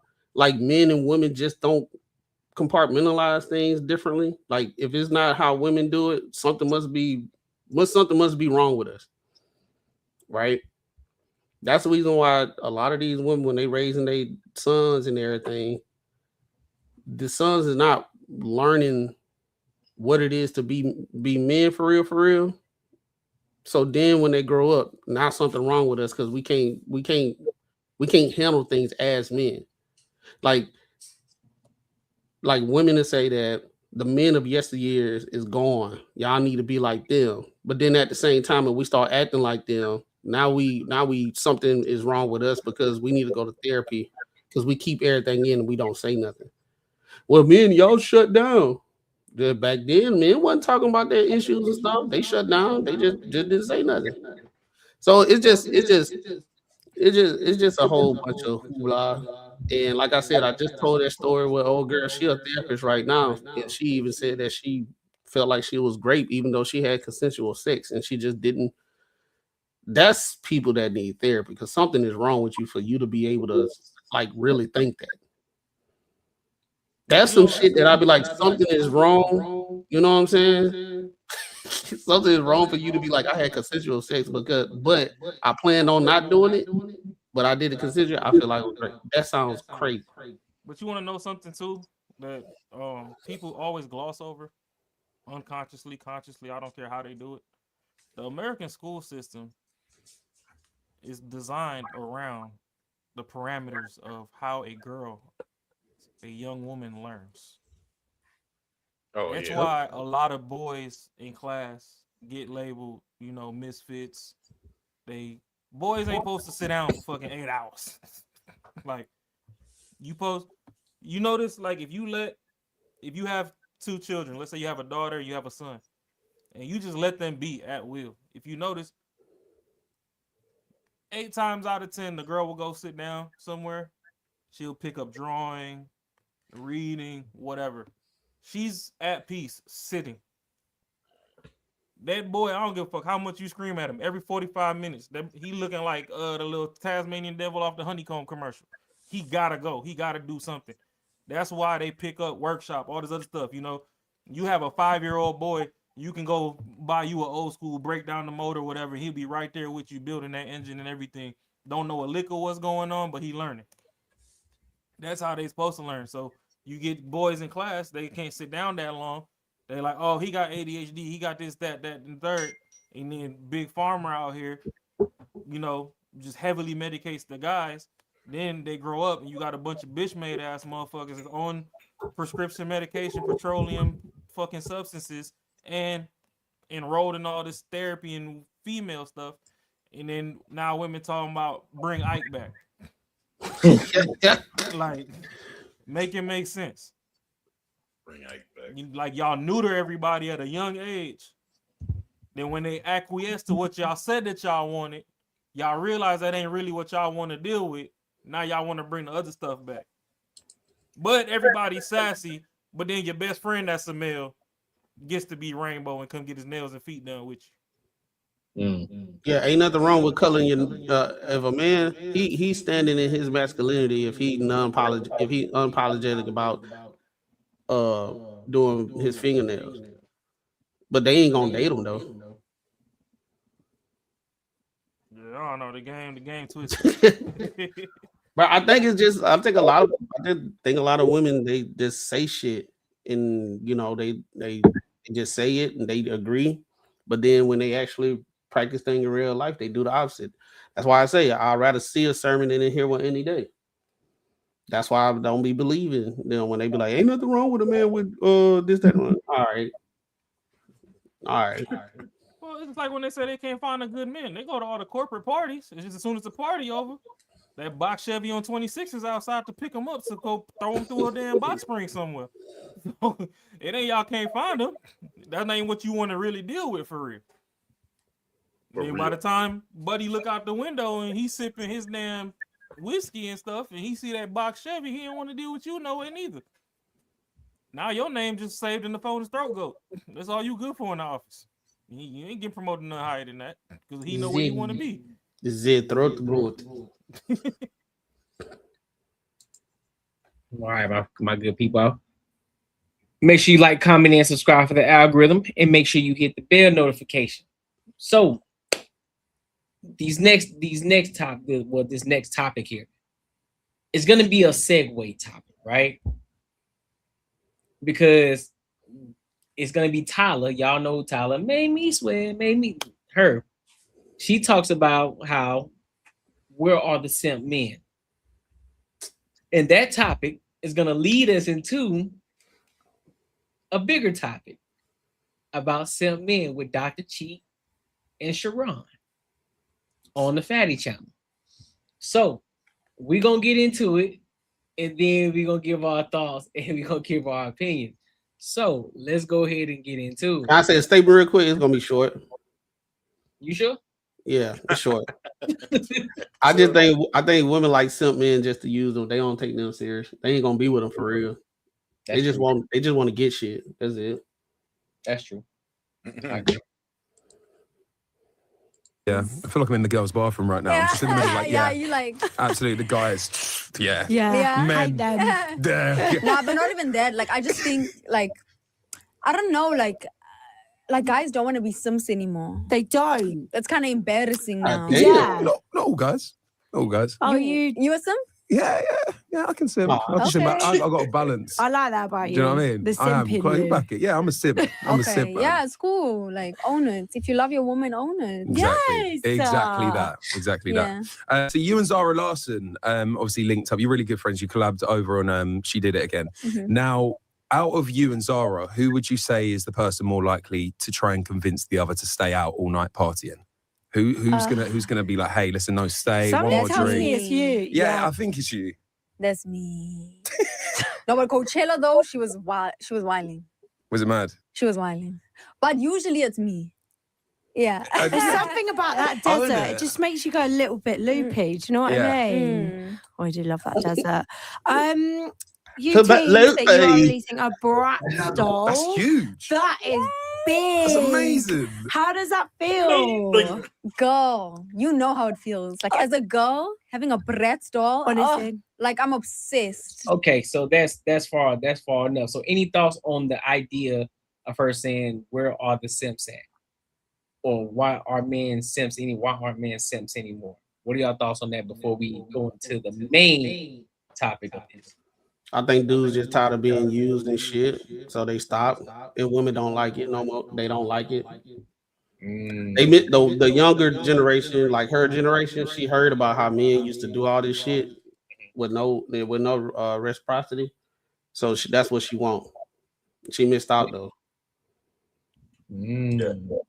She just wants some dude to pretty much follow her around like a little puppy. And I mean, let's be real. This girl's rich. She can find that. And I bet she probably has had a couple of simp dudes, but they'll still say that they want simp motherfuckers to fall to like pretty much follow their every need, and whatever they complain about, he's there to fucking comfort her. So yeah, that shit's kind of over now though. Do y'all think that the only reason she has that sentiment is because she's very attractive? Yeah. There's no shortages of simps. I think right now, even women are confused of what they really because they already was confused of what they want. I think right now they really confused what they want because they hear other women giving bad advice. So the advice that they are giving, saying find you a man that be a simp and everything that like that. But then at the same time, they know they do not want simps for real because they don't respect the simps. If they can actually do what they want with the man and everything, they don't respect them like that. So they want, I think a lot of women want a mixture. They want a dude that's a simp, but at the same time masculine, but that shit don't exist because they ain't gonna get with no Sharon. That's what I'm saying. Exactly. That's why he had to get a Russian. He had to get a Russian chick.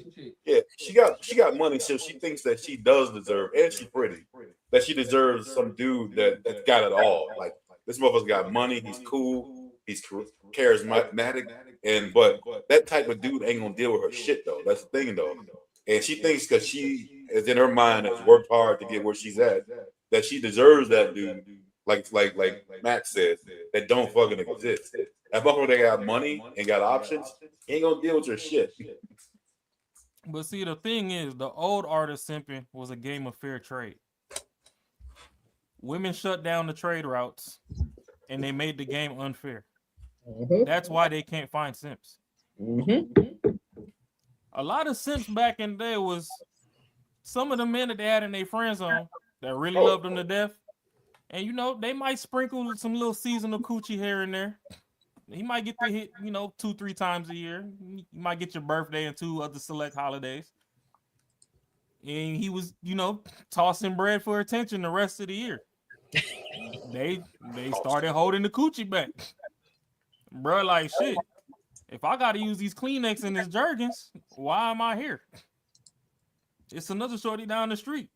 Then y'all start telling the simps, oh, hey, we don't like you at all. Just go buy some box. Go get you an OnlyFans girl. Go get you a night walker. They listen. Y'all drove them away from y'all. That's really all it is at the end of the day. Hey, simps used to be broke too, right? Because they were like, they could just be in the presence of a woman. That's good enough. But guess what? Women told men, if you broke, stay home. You too broke to date. But even when they were broke, the simps were resourceful. If shorty wanted some, he was broke. He might forego eating, but he knew how to get what she needed, so she happy. That's what I'm saying. Just so he can get him some sweet waters. That's what I'm saying. Thought of. He was broke, but he made up in other ways. Now you got a lot of women. They said if you broke, stay home. Yeah, that's you know what I'm saying. You too. I put it like this. Everything that women have been championing lately of saying what men need to be doing is biting them in the ass right now. They said they don't want to be approached because y'all scary and y'all delete women at a high rate every 5 seconds, some shit like that. So dudes stop approaching and be weird. So now they saying why men don't approach no more. They were like, what happened to the simp songs back in the day?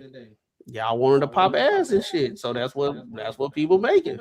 Well, y'all listen to bitter ass Big Mama and went on this feminism train, so that's where that went. But I mean, shit, for me, I was never a simp, but you know, during my broke days, I know they demonize the homosexuals now, but shout out to all the ladies that I may say ouch when they let me borrow the couch. Y'all the real MVPs. Homosexuals. Yeah, homosexual. Yeah, no, that's crazy. I mean, but at the same time, I don't even think she believed the shit that she's saying. Because bro, you mean tell me that she can't find a simp? No, I think she believes it. I think she believes it, but the simps that want her, she don't want them. There's a certain type of simp that she wants. The certain type of dude that she wants him to be a simp. She want character traits from a guy that won't exist in that guy. Exactly. That's what she wants. So she believes it. And she thinks that just because she has the pretty privilege, she thinks that she deserves it. Because if a man builds himself up to the point where he makes enough money, he got enough resources and character and charisma and all that shit to get with her, he's not about to be no damn simp. Now she could get with a dude like what's the DL Hughley daughter?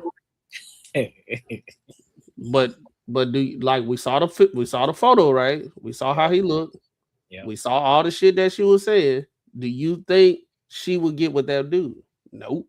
No. Because she won't respect him. So that's what I'm saying. Like they be saying stuff, but then in live practice, it ain't gonna work out. Because you gotta look between the lines. She's saying that, but like I said, she's saying that, and she believe it. It's just it only comes with a certain type of guy though that they want. Because just how, matter of fact, think about it. All the women that used to say it back in the day, oh, I just want him to be a nice guy, be funny. Cool.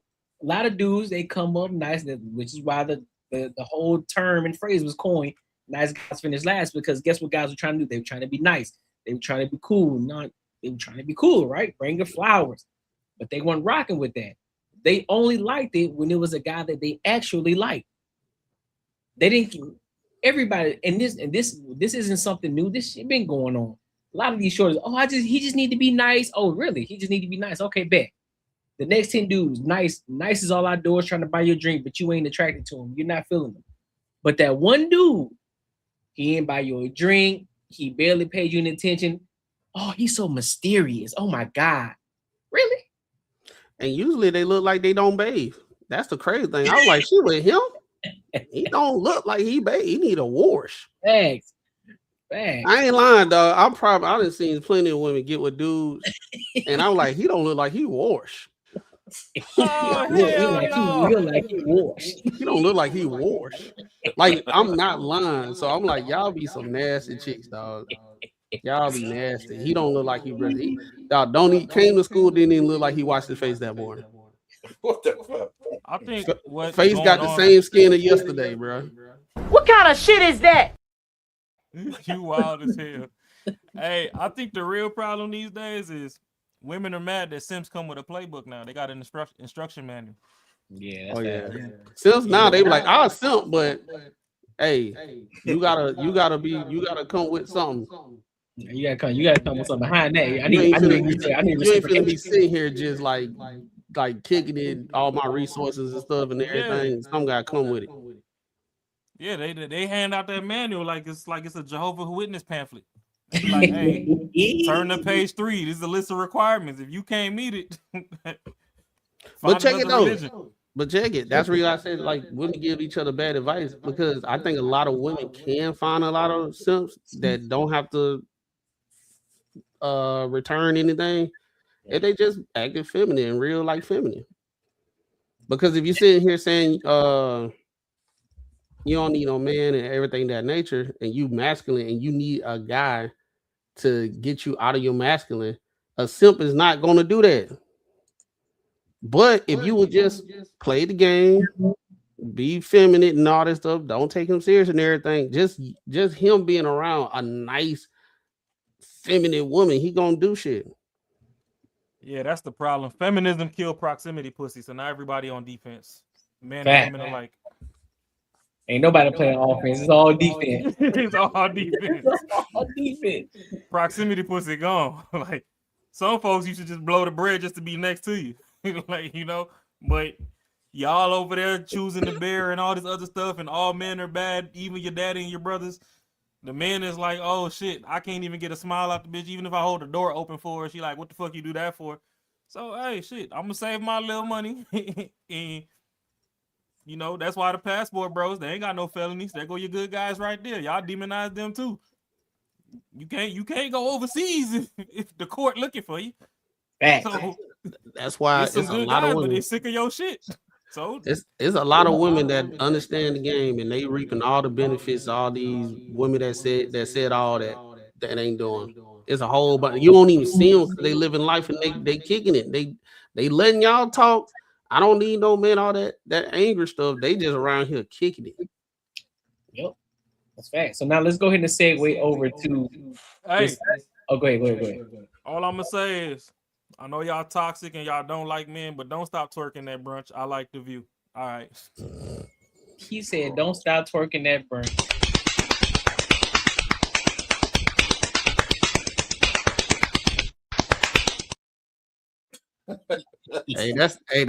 That's how they face be looking when they do the fifth shot of Don Julio. Motherfucker in a trance. Let's go. Let's go ahead and segue over to this video on the Fatty channel with Dr. Cheat and Sharon going at it.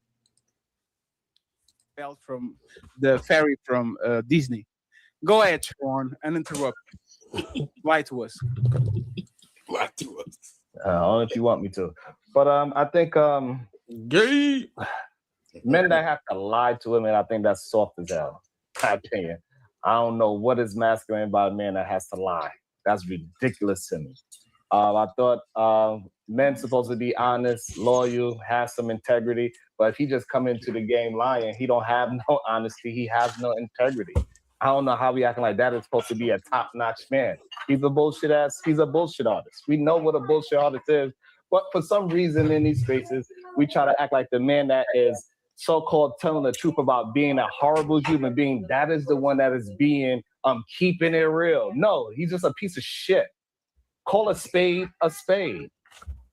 I don't know why we act like this shit is funny, because any of our daughters, any of our nieces, any of our sisters, right? If they was to come to us and say, hey, I got this man that said he's gonna lie, he's gonna cheat, he's gonna tell me he's gonna call me at 11, I gotta see him by 12, and I gotta be out by 1. And she asks, hey, you think this is a good man for me? We all gonna say no, run away. He's a piece of shit. Yeah. He ain't no real man.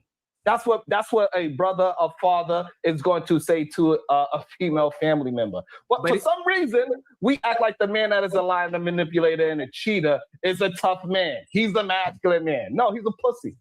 No, but there's a should, right? He's a should. No, don't skip over the fact that he's no. There's not a doubt. Like, who are these women picking? Are these women picking the honest man, like Ali? You're thinking is limited, like you mentioned that he's limited, right? He's a man that puts it, like he shows his cards. He's playing poker with the cards on the other side, right? You can see everything he has on his hand. Are these men getting rewarded or getting punished for being honest? And are the men that lying, cheating, stealing, manipulating being rewarded or being punished?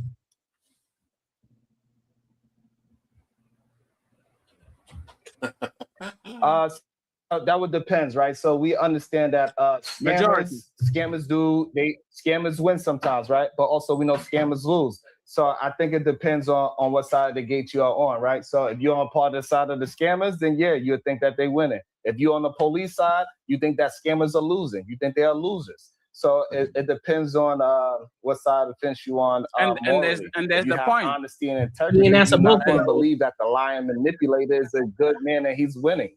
No, and you're not going to look at it that way. He's a liar. He's not getting what he wants. He's lying. If he was a man, he'll go up to that woman and say, hey, you got a fat ass. You come into my crib because that's what I do. But he's a bitch. Hey, Limited, do you agree with this?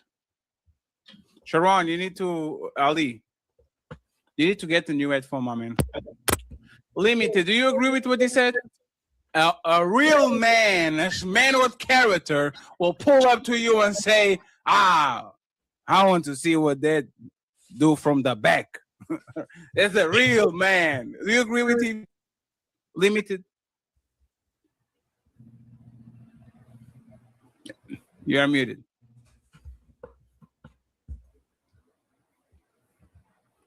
Just click on that button. I'll click it for you. Oh, I can't unmute you. You have to unmute yourself. Click on the microphone, like boop. Is the 3-inch nails? I told you the Cardi B nails. They're problematic. Deb, she can unmute herself. That's crazy. Hello. Here we go. So it just wasn't clicking. I understand what he's saying. Yeah.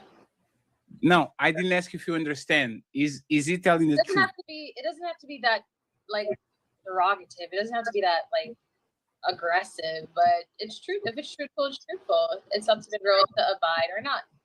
That's how your man approached you? No. Man, I'm tired of y'all. I'm done. Cut the show. I'm done. Take me off. Yeah, keep giving advice. Yeah, come to me, and then he's I saw you from the other side of the road, and you look like you're a great cooker and a great friend. Like I hate y'all, man. I Sharon, was that how you approach your wife? Yes, very honest. Yes, I didn't play Casanova, none of that. So you say, hey, I'm any here woman for... any woman that ever dated, I never played Casanova. I always was who I am. I don't play like that. I don't lie. You never lie to your own... If police pull me over... Hey, I'm going to put you on the spot. Sharon, you've been with this woman for 20 years, Sharon. You haven't lied to her once. Boy, you don't sit your stupid ass down. Who the think you is? Sharon is perfect, man. Hey, that's not me being perfect. That's not me being perfect. You're not. Hey, if you don't, if you're not a good husband if you don't. Me not lying. You're not a good husband if you don't. You're not trying if you don't. Me not lying. You're not trying. Me attempting to have integrity and honesty and dealing with honest situations and deal with whatever the consequences is. That is not me being perfect. I'm just saying I'm dealing with. If you ain't lying, you ain't trying. Okay. Hey, doctor. What's interrupted? Every time I talk, I get interrupted. Sharon, this is a conversation, Sharon. Hey, doctor. You know what's funny? He proved literally the point. He just lied in front of 700 people to protect his relationship. Literally, he just lied in front of 700 people because he likes his wife so much that he wants to protect the relationship. 20 fucking years, Sharon. 3 kids. Sharon. The white lies. You told white lies, so don't. Oh man, them white lies. What's a white lie? What's the white lie? Did this make me look fat? What you cooked was good. What you cooked was good. And you're like, that's not lies. Hold on. What? Things of what the conversation. Hold on. That's not what the conversation is not about. If I don't like the color yellow and she wears a yellow dress and she says, "Hey, do I look good? How you like this dress on me?" And I'm going to That's a lie. No. That's a lie. Let him finish it. That's not a lie. I get so emotionally triggered that I can't shut the fuck up. Cause motherfucker, you lying. Because you was about to get you lying. Because you lying.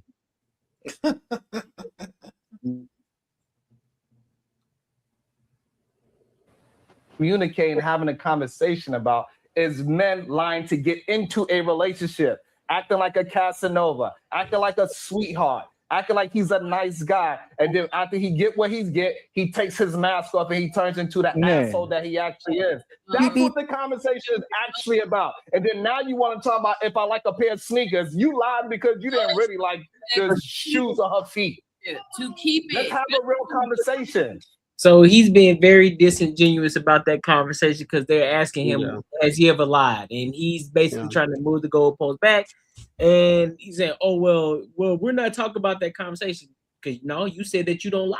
So they about to back you into a corner. Oh, so you never lied before. So you never even told a white lie before. But that's bullshit though. I mean, the thing is, bro, I mean, I've only been in this body before. I don't know. I'm not in everyone's mind, but in majority of cases, well, one thing I know for sure: if you go tell a girl what you really want to do, she ain't gonna fuck with you. So that's one thing. That is what it is. But in majority of cases, you don't know this person. The main thing you really want to do is fuck. So you're gonna go in and just tell them this. But at the end of the day, that's all you want to do. But if she shows her true self and she's a worthy girl, and that's when you start treating a little bit different and you get into a relationship. Ain't no dude typically goes to a girl and say, I fucking want to marry you without knowing her. Like that shit just don't really happen, bro. Like that is just insane crazy. And Sharon, bro, he talked like a he like one of those guys, he a homeboy, but he was raised with his mom and a whole bunch of women.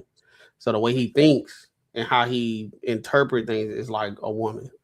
It's not coming from how a man would how he see the world and the worldview of like men. You know what I'm saying?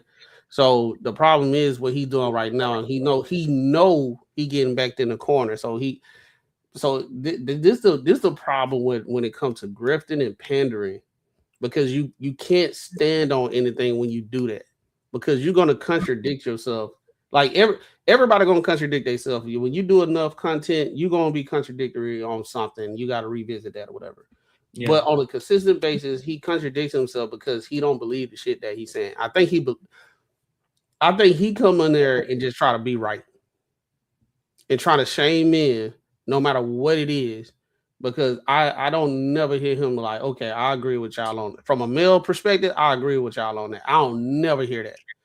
So that's the issue with him. because I think you're wrong, man. I think he believes everything he says. Well, hey, it might be true, but I know he just be saying he just want to be right. So that's the reason why he contradicted himself right there. Because now you're gonna sit here and lie to everybody. But even the women was laughing because they knew he was lying. Because women know that we men lie to them to keep their feelings intact and shit. You know what I'm saying? But like you said, that's a woman trait. A woman would die on a heel, even if she know whatever the fuck she began to say in the beginning, she will die not to let you know that you're right. She will make whatever she said, change it around to make it fit whatever she just said to make it right. So he is exactly like a woman. And the thing about it is, he on a day-to-day basis, he get on those shows to try to show what a real man is supposed to be. I wouldn't even want to be like him because he's too emotional. Right. Every time you see him, he yelling, he screaming. I done seen him disrespect the women on the panel because they probably agree with the men on some stuff, and they just ask questions. He be going to freak off and cussing the women out and all that type of stuff. But at the same time, y'all gonna sit here and tell men don't know how to communicate and shit. But you know what he reminds me of a little bit, and I can see this probably kind of like, I don't know, maybe it won't happen. I don't think he remind me of a buster. It's not 100% that, like, I'm not gonna say that he likes dudes. I'm not gonna say that shit. I'm gonna say he likes women, 100%. But he seems to me like you see those things. It be on social media too, where they have like this motherfucker. Anyways, where they have the whole like like how the dude used to be at their weddings, husband and wife. Then you got 2 wives now. Like I bet that's how those dudes act in their marriage, exactly like Sharon. The dude after fucking 15, 20 years of marriage, now he realized he wanted to be a woman his whole life. Like I guarantee you, the way he acts, the way he stands behind women, I guarantee you that's exactly how those dudes were in those relationships. They were like supporting their wives, whatever the fuck they wanted to do. They agreed on most of everything because they have the same kind of brains. I guarantee you that's how these motherfuckers roll. And I guarantee you, swallowed up. Have you ever been swallowed up? And I guarantee in that relationship, that woman always said that her husband is emotionally intelligent. Hey, I agree with real life PJ. I know somebody like that, bro.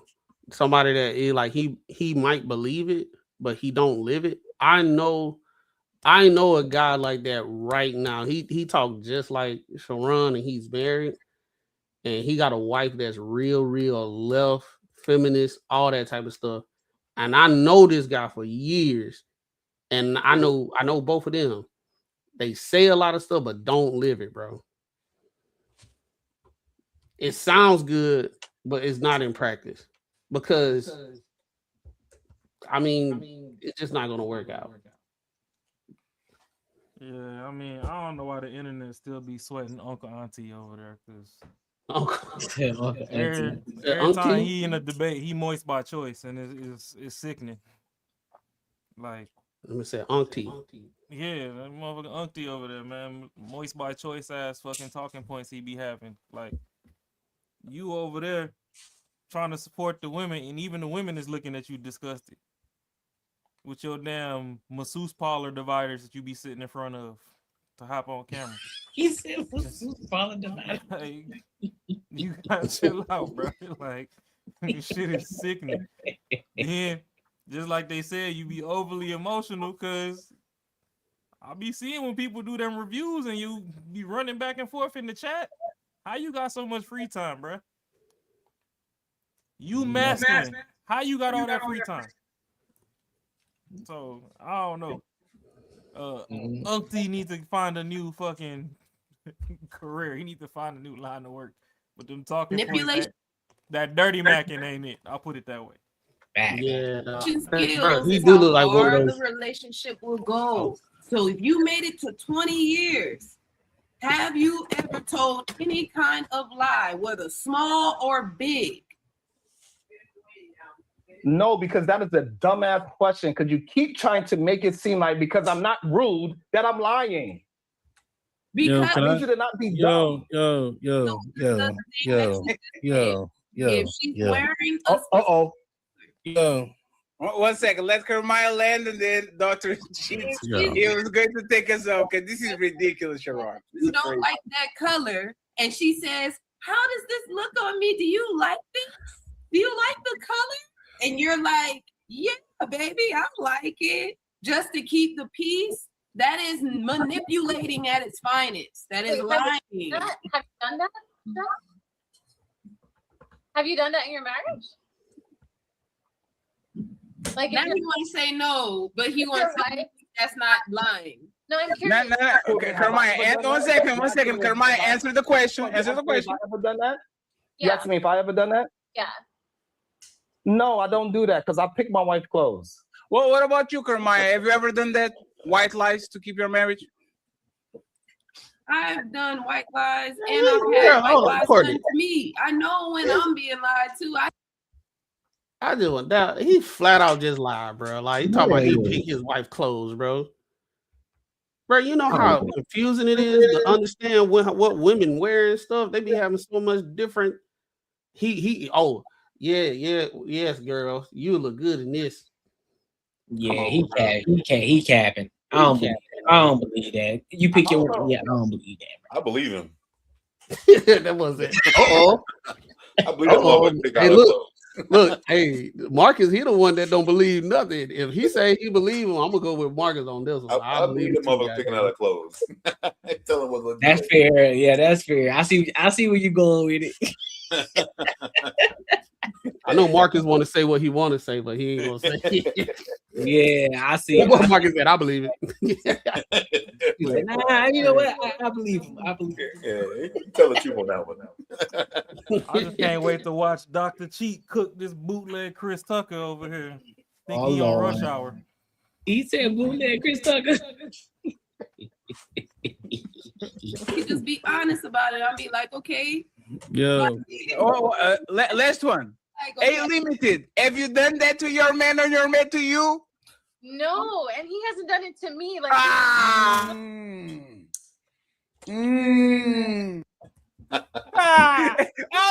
Hey, you notice that both of y'all are perfect, man. Y'all are perfect. yeah, y'all No, hold on. It's Dr. Cheat. It's Dr. Cheat. Dr. Cheat was supposed to go.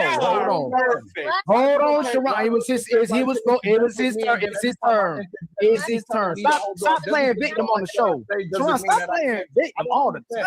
Goodness, why you lie? It's okay. Turn. It is. You told me it was my turn. You can talk all that you want. You yell and scream. You lost. It is my You lost the game. It's my turn. My turn. Man, like that shit is crazy. I understand you don't like what I'm saying, but it's I'm seeing what's going on here. Y'all asking. when you can Y'all be can't. transparent, that's the fun part. When you're Y'all transparent. you can't ask these type of questions, like, because one, let's start here. His whole point was shade towards me. That shit was all towards me. Damn. But that's because a nigga like me, the love of his life, one of the first loves of his life, cheated on him with a nigga like me. So he holds a vendetta towards niggas like me and niggas like that. You can't ask niggas these type of questions that don't deal with enough bitches to even do shit like that. And I heard Sharon has 3 bodies. That's what he said. No. And listen, don't even interrupt. You cannot ask a nigga these type of questions that don't get enough bitches. Bro, Ali, Fatty, whatever, you feel me? Us, we probably had a plethora of females. This nigga is square, got married, and had kids. So I believe him. He probably didn't lie. He probably does tell the truth. He probably does do all that shit for 20 years. He probably is the good guy. Because he's never even been in the field long enough to even learn how to be a bad guy. That's why all that shade he just did and all that, oh yeah, well, he's a pussy and he's this and he's that. Who does that sound like? Does that sound like a hurt bitch that got hurt by a nigga? Or does that sound like a man that understands the game? Because everything that he says to me, A female that I done dirty then screamed to me on the phone. That's why I'm sitting here laughing. It's okay. A nigga like me probably folded one of your bitches up back in the day. You heard about it. You holding a compromise. You holding a vendetta towards it. You got married. You had kids. Now you Mr. Perfect Man. Now you're so female-centered. This is the 4th time you done went against men on this podcast. Feminine as hell. Proving my point from earlier. It's okay. Just let it out. That's why I'm sitting here laughing. You're not going to change no way. Every man on this earth that stands together, we understand how the game works, and we eventually become good men. But to learn how to become a good man, you have to know what the bad man does. You're not a good man, so you just said, and you just lied, said you didn't. Oh, my wife, my this, my that. I'm 3 kids. I don't lie. I walk up to a bitch. You got a fat ass. I'll take you to my house. Ain't no nigga ain't never did that on this fucking earth. Niggas don't even do that, bro. Niggas always sweet talking bitches to get in the pants. But you ain't never got bitches before, so you wouldn't know. Because a nigga like us folded one of your bitches up back in the day. You was a square, you just came outside, and you got a bitch, you got her pregnant, you gave her 3 kids, and you moved to Thailand, and you just stayed in that circle. You never been in the field before, bro. So I don't even know why they even got you on these little type of conversations, because you never played in the field, gang. Bow your head. Well, let's be nice. Wait. Let's be nice. We I don't ain't never have to seen go Safari there. cook like I this. mean, you're not wrong, but you didn't have to say it. I mean, good Lord. The nigga threw all this shade at me. Threw all this shade talking about he's a bitch, he's a pussy. Da, da, da, da. I can call and show you my track record of bitches that I deal with, and bitches love me to death. Say something. Hold on, Limited. Because he's been on your side. I understand that y'all sister girls, y'all teamed up, and he's, you feel what I'm saying? Chill. I understand that he came to your rescue, and you trying to run to his rescue. It's cool. I understand because you've been playing perfect this whole time on this podcast that you don't do nothing wrong neither. Yep. But ain't nobody dig up your background back good enough. But I don't care to. If you're gonna play Angel, play Angel. I'm talking to him because he's the one throwing the shade at me. He can't talk about no muddy games that he ain't never been dirty before. Hey, Dr. Cheat, Sharon and Unlimited are doing this. Tamara. He cooking. He been female centered. So BT got on here and she spoke the truth. The other girl got on here, she spoke the truth from a male side. Y'all giving him room to speak, and he never even played in the field with us before. He don't even understand the game. You got a baseball player talking football. This nigga don't know nothing about nothing. He just started getting bitches. Lord have mercy. And his first bitch, and probably the second, third bitch that told him, that boosted that little ego of his and told him, "You're really a man, Sharon."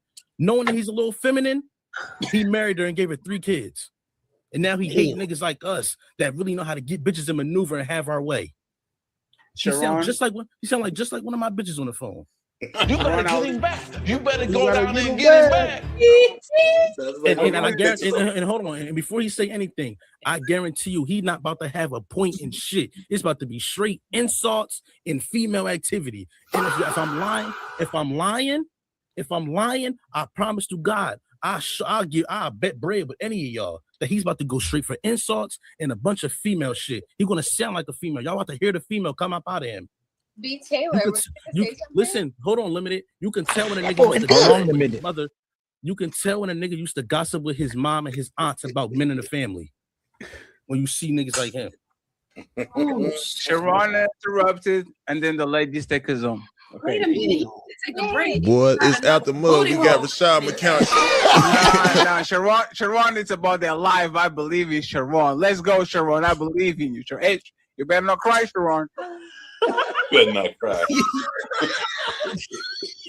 I believe in you, Sharon. Go ahead. He don't know what to say. He knows it's all insults.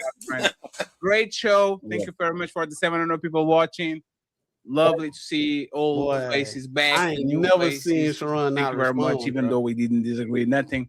It was awesome to have you here. Go ahead, Sharon, interrupted. And I ain't seen Safari get cooked this hard since Nicki Minaj. Yeah. So I think it's interesting that a man that literally came up here just now talking about me, insulted me, He said that is feminine, and he did exactly that thing. A man that was gossiping, literally just now gossiping.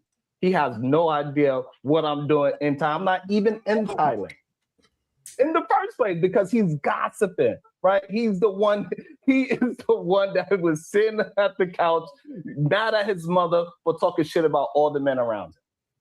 Like, it's literally happening in real time that he projected all those things. Like, see, what men do, right? Men like me do, I picked up, grabbed my whole family, and went to 3 different countries in 3 months.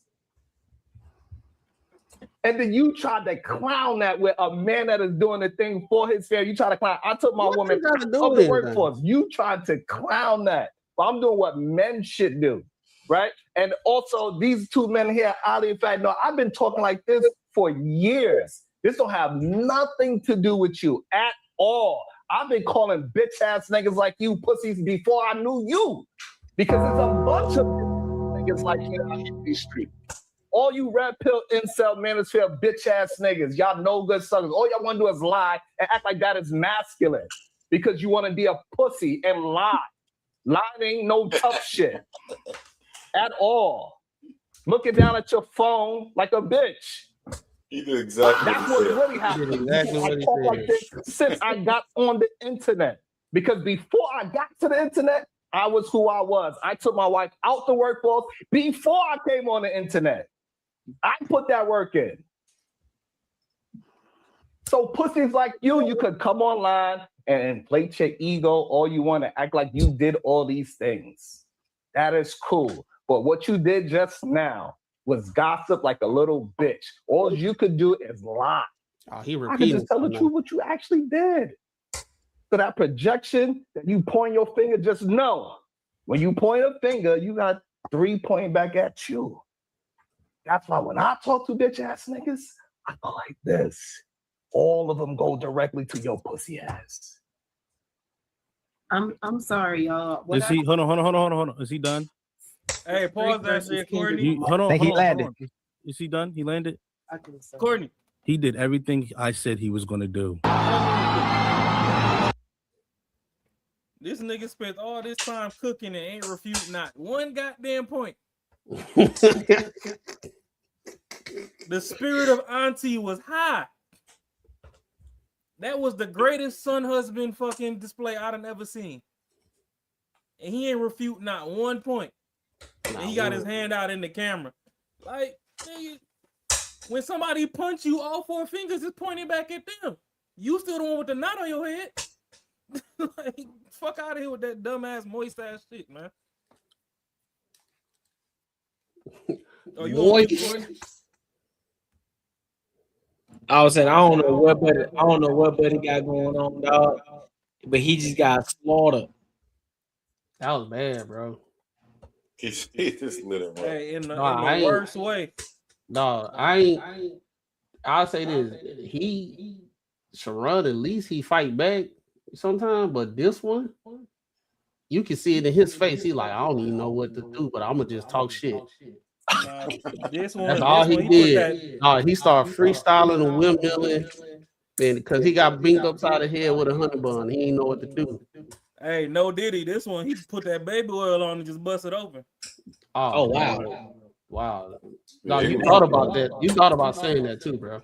Hey, that's what he did. That's what happened when you got Uncle Auntie on the screen. He glazed it up like a Krispy Kreme and served it. You see? That's crazy. That's crazy. It's insane. That's what he did, though. Sir. He said, he said, sir.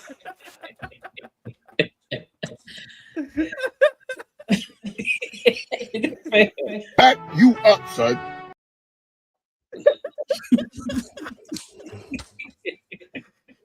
Pack it up. Hey, that's Uncle Auntie, bro. Bro, I don't know what he be on, bro. I don't know. I don't understand it. I get it. I get it sometimes. Yeah, the red pill. I don't subscribe to the extreme red pill either. I don't subscribe to it, right? because I know there are some great women out there, right? So we all know that, right? But if you telling me every aspect of what you talk about, everything that Dr. Chi just said, you telling me that niggas ain't out here operating like that? Come on, fam. Come on, fam. And then Sharon go act like he the perfect guy. Come on, dog. You're not finna sit up and you're not finna sit up and play this game with me. We know Shorty right there in the living room with you, so you gotta be careful of the things that you say. Cause you know if you say something wild or egregious, she gonna look dead at you. so you already know. I'm not, man. We not dumb, bro. You're not finna sit up and play this game with us, dog. Nah, bro. I don't know, man. I think he got a wife that's his best friend, bro. So I don't know. I believe the shit he says. I believe he got one of those women that got her a dude that is just straight up like almost like a lesbian relationship. He's just a dude. You know what I mean? Relationship. That's literally what it is, bro. Like they girlfriends and shit. Ain't no way y'all stop me and he get away with that shit. Hey, you know some shit out there like that, bro. I believe what he be saying, man. I do believe him. I believe that he believes that shit, and that's how he is. And it, like I said, his wife probably is like, my dude is fuck. He's so like emotionally intelligent. He fucking, we have some problems. I be in my emotions and shit. He's able to calm me down and all that. You know what I mean? Like she thinks she's in heaven. She got a girlfriend with her. Like, you know what I mean? So yeah, he ain't gonna never experience no man shit. Like acting a fool over some pretty girl. Hey, she.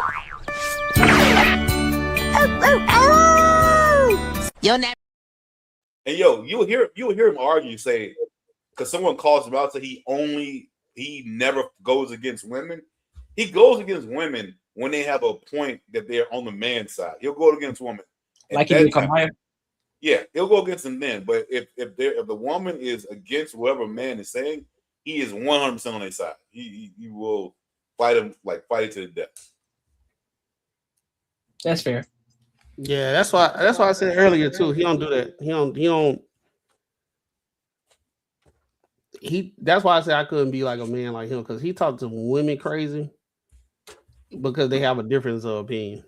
Like, you can't sit here and say you a manly man and all that type of stuff, but then because you get in a point of contention with a woman, she get to get the business as if that's like a man, right? You know what I'm saying? And then Kamada wasn't even being disrespectful. Right.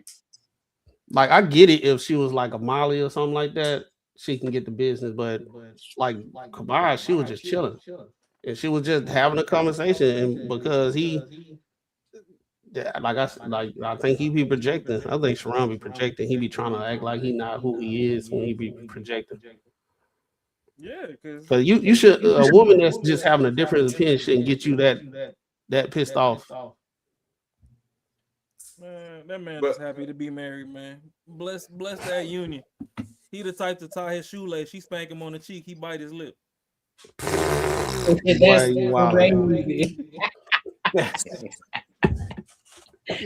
crazy, bro. That's wild.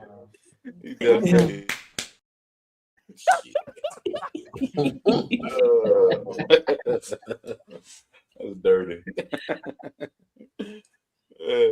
He said he bite his lip. That's crazy. That's wild.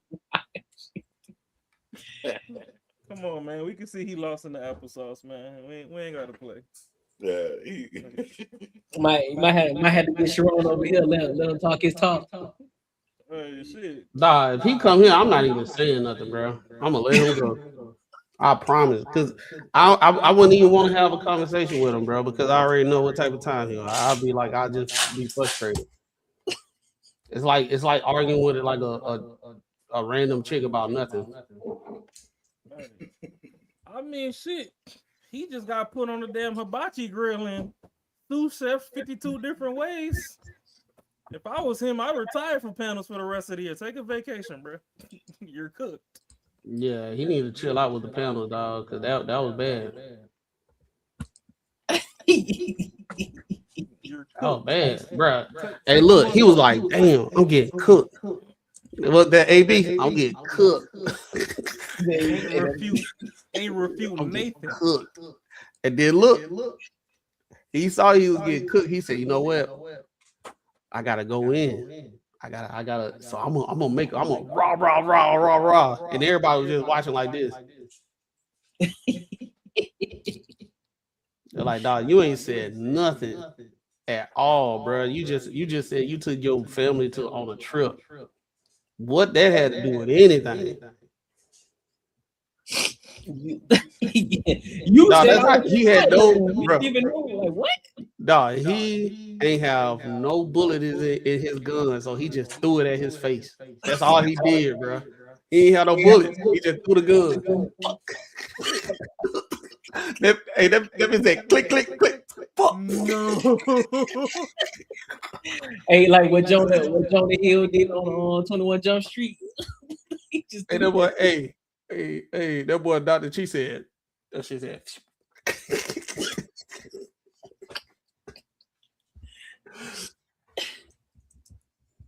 That's what he did. No, that was crazy. Cause I was like, okay, he gonna at least address something that he said. That dude ain't addressed not one thing, bro. That boy ain't fight back at all. He hopped in that Bubble Boy costume and rolled across the field. I knew he wasn't gonna say nothing when Dr. Chi was talking and Sharon was like this.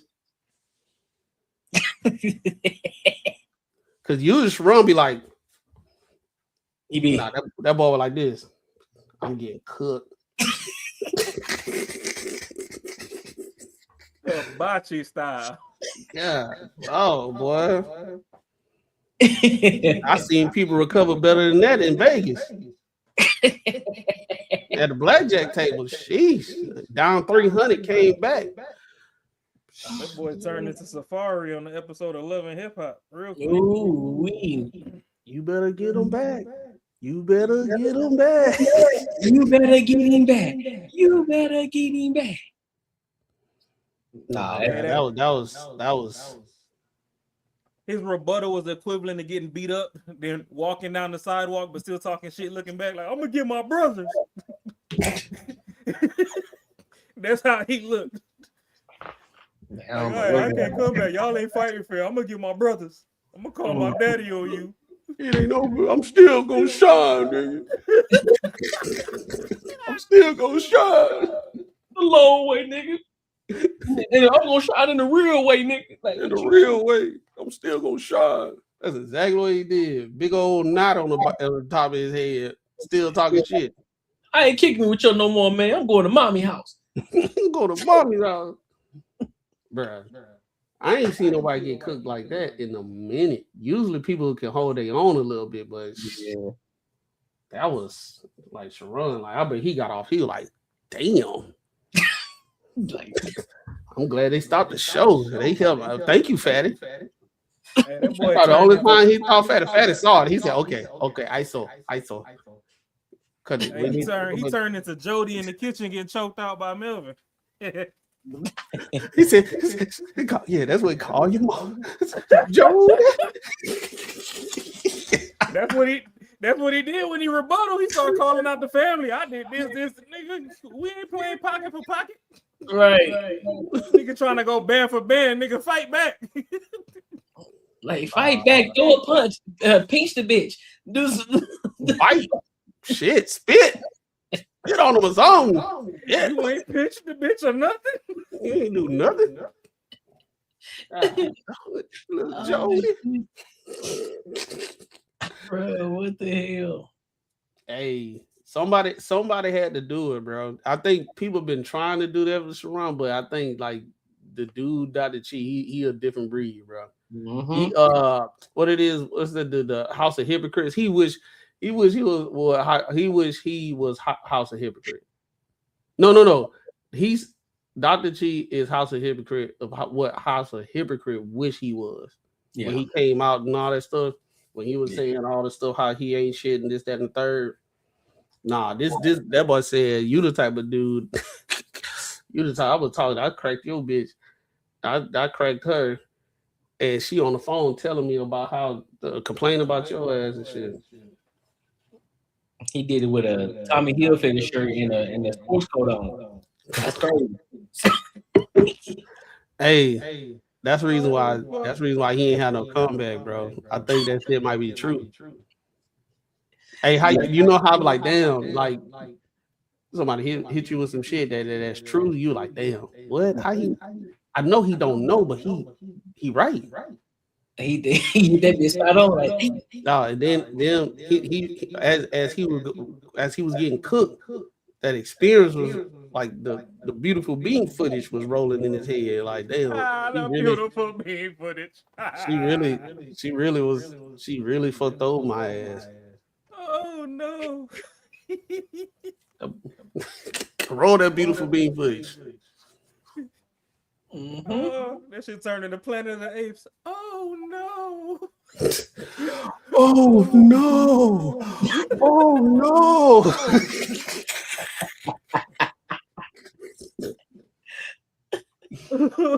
I might have to watch that again, bro. I have to go read. Like I have to go back and watch that one again. I ain't see. So have they like went at it before? Nah. Cause I thought I seen this. I must have just saw a clip because I thought I seen this. You probably saw the whole video, but this is their like that was during that whole live that they went at each other. So they probably clipped up. They clipped up the other end. Okay. Yeah. Yeah, Sharon got handled. He can't, bro. I know when Sharon get up there, he gonna hate to see if Dr. Cheat up there, bro. Like, damn, y'all got him up here again. Fuck. He ain't talk my shit because he gonna mess over me. Hey, thank Marcus, bro. Marcus brought the topic up, bro. Hey, this shit is like when you hooping and you the king of the YMCA gyms. Then all the homies that came back from overseas from the D League. Yup. And you think you worth a damn on the court. Mm-hmm. That's like you being the best at Tekken and you had everybody passing the remote. And somebody come in and clean out. Like they do a perfect on your ass. And everybody looking at you like you cool? They were like, no, you don't pass. You can get your rematch. That must have been a fluke. I gotta see this, bro. He getting cooked. Getting cooked. Mm-hmm. But any final thoughts on this before we close it out, bro? Hey man, I ain't never seen somebody get washed, seasoned, marinated, and cooked in the same go. Sheesh. On live before. Egregious. That boy got sous vide. That boy got hibachi'd in the worst way. I definitely enjoyed that cook session. Oh man. Yeah, he slow roasted his ass. Yeah. Definitely did. That shit crazy. But let's read some of these super chats real quick. Yeah, you right, man. Making money is me, man. 10 years, me and you gonna have matching Benzes. 10 years? Thinking more like 10 days, man. 10 days.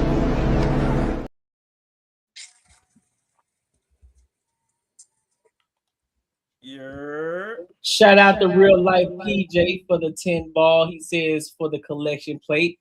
We'll appreciate you, big dog. And also, Real Life PJ again. He said for the $2, he said sun is getting burnt on both sides. Pause.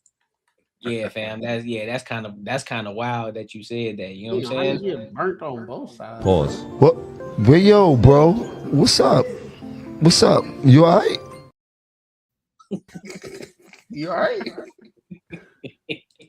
Appreciate you showing love, PJ. You're a real one. You always coming through showing love, bro. So we appreciate it for sure. You know what I mean? But other than that, man, y'all got any final thoughts before we close it out? If you ain't got sauce, you lost. But don't get lost in the sauce. Type shit. Gucci man told me that. Hey man. Hey, be prepared, you heard? Yeah. Yeah. That's it. God damn. That was a good one, bro. That was a good last one to close out on. I was like, oh my God. Hey, Gerard, when you come in these comments crying like a little auntie, don't start trying to fight back on the keyboard, bro. You ain't fight back on the mic. Pack him up. We ain't trying to hear it. We're just gonna reach out to Dr. Cheat to handle you, boy. Man.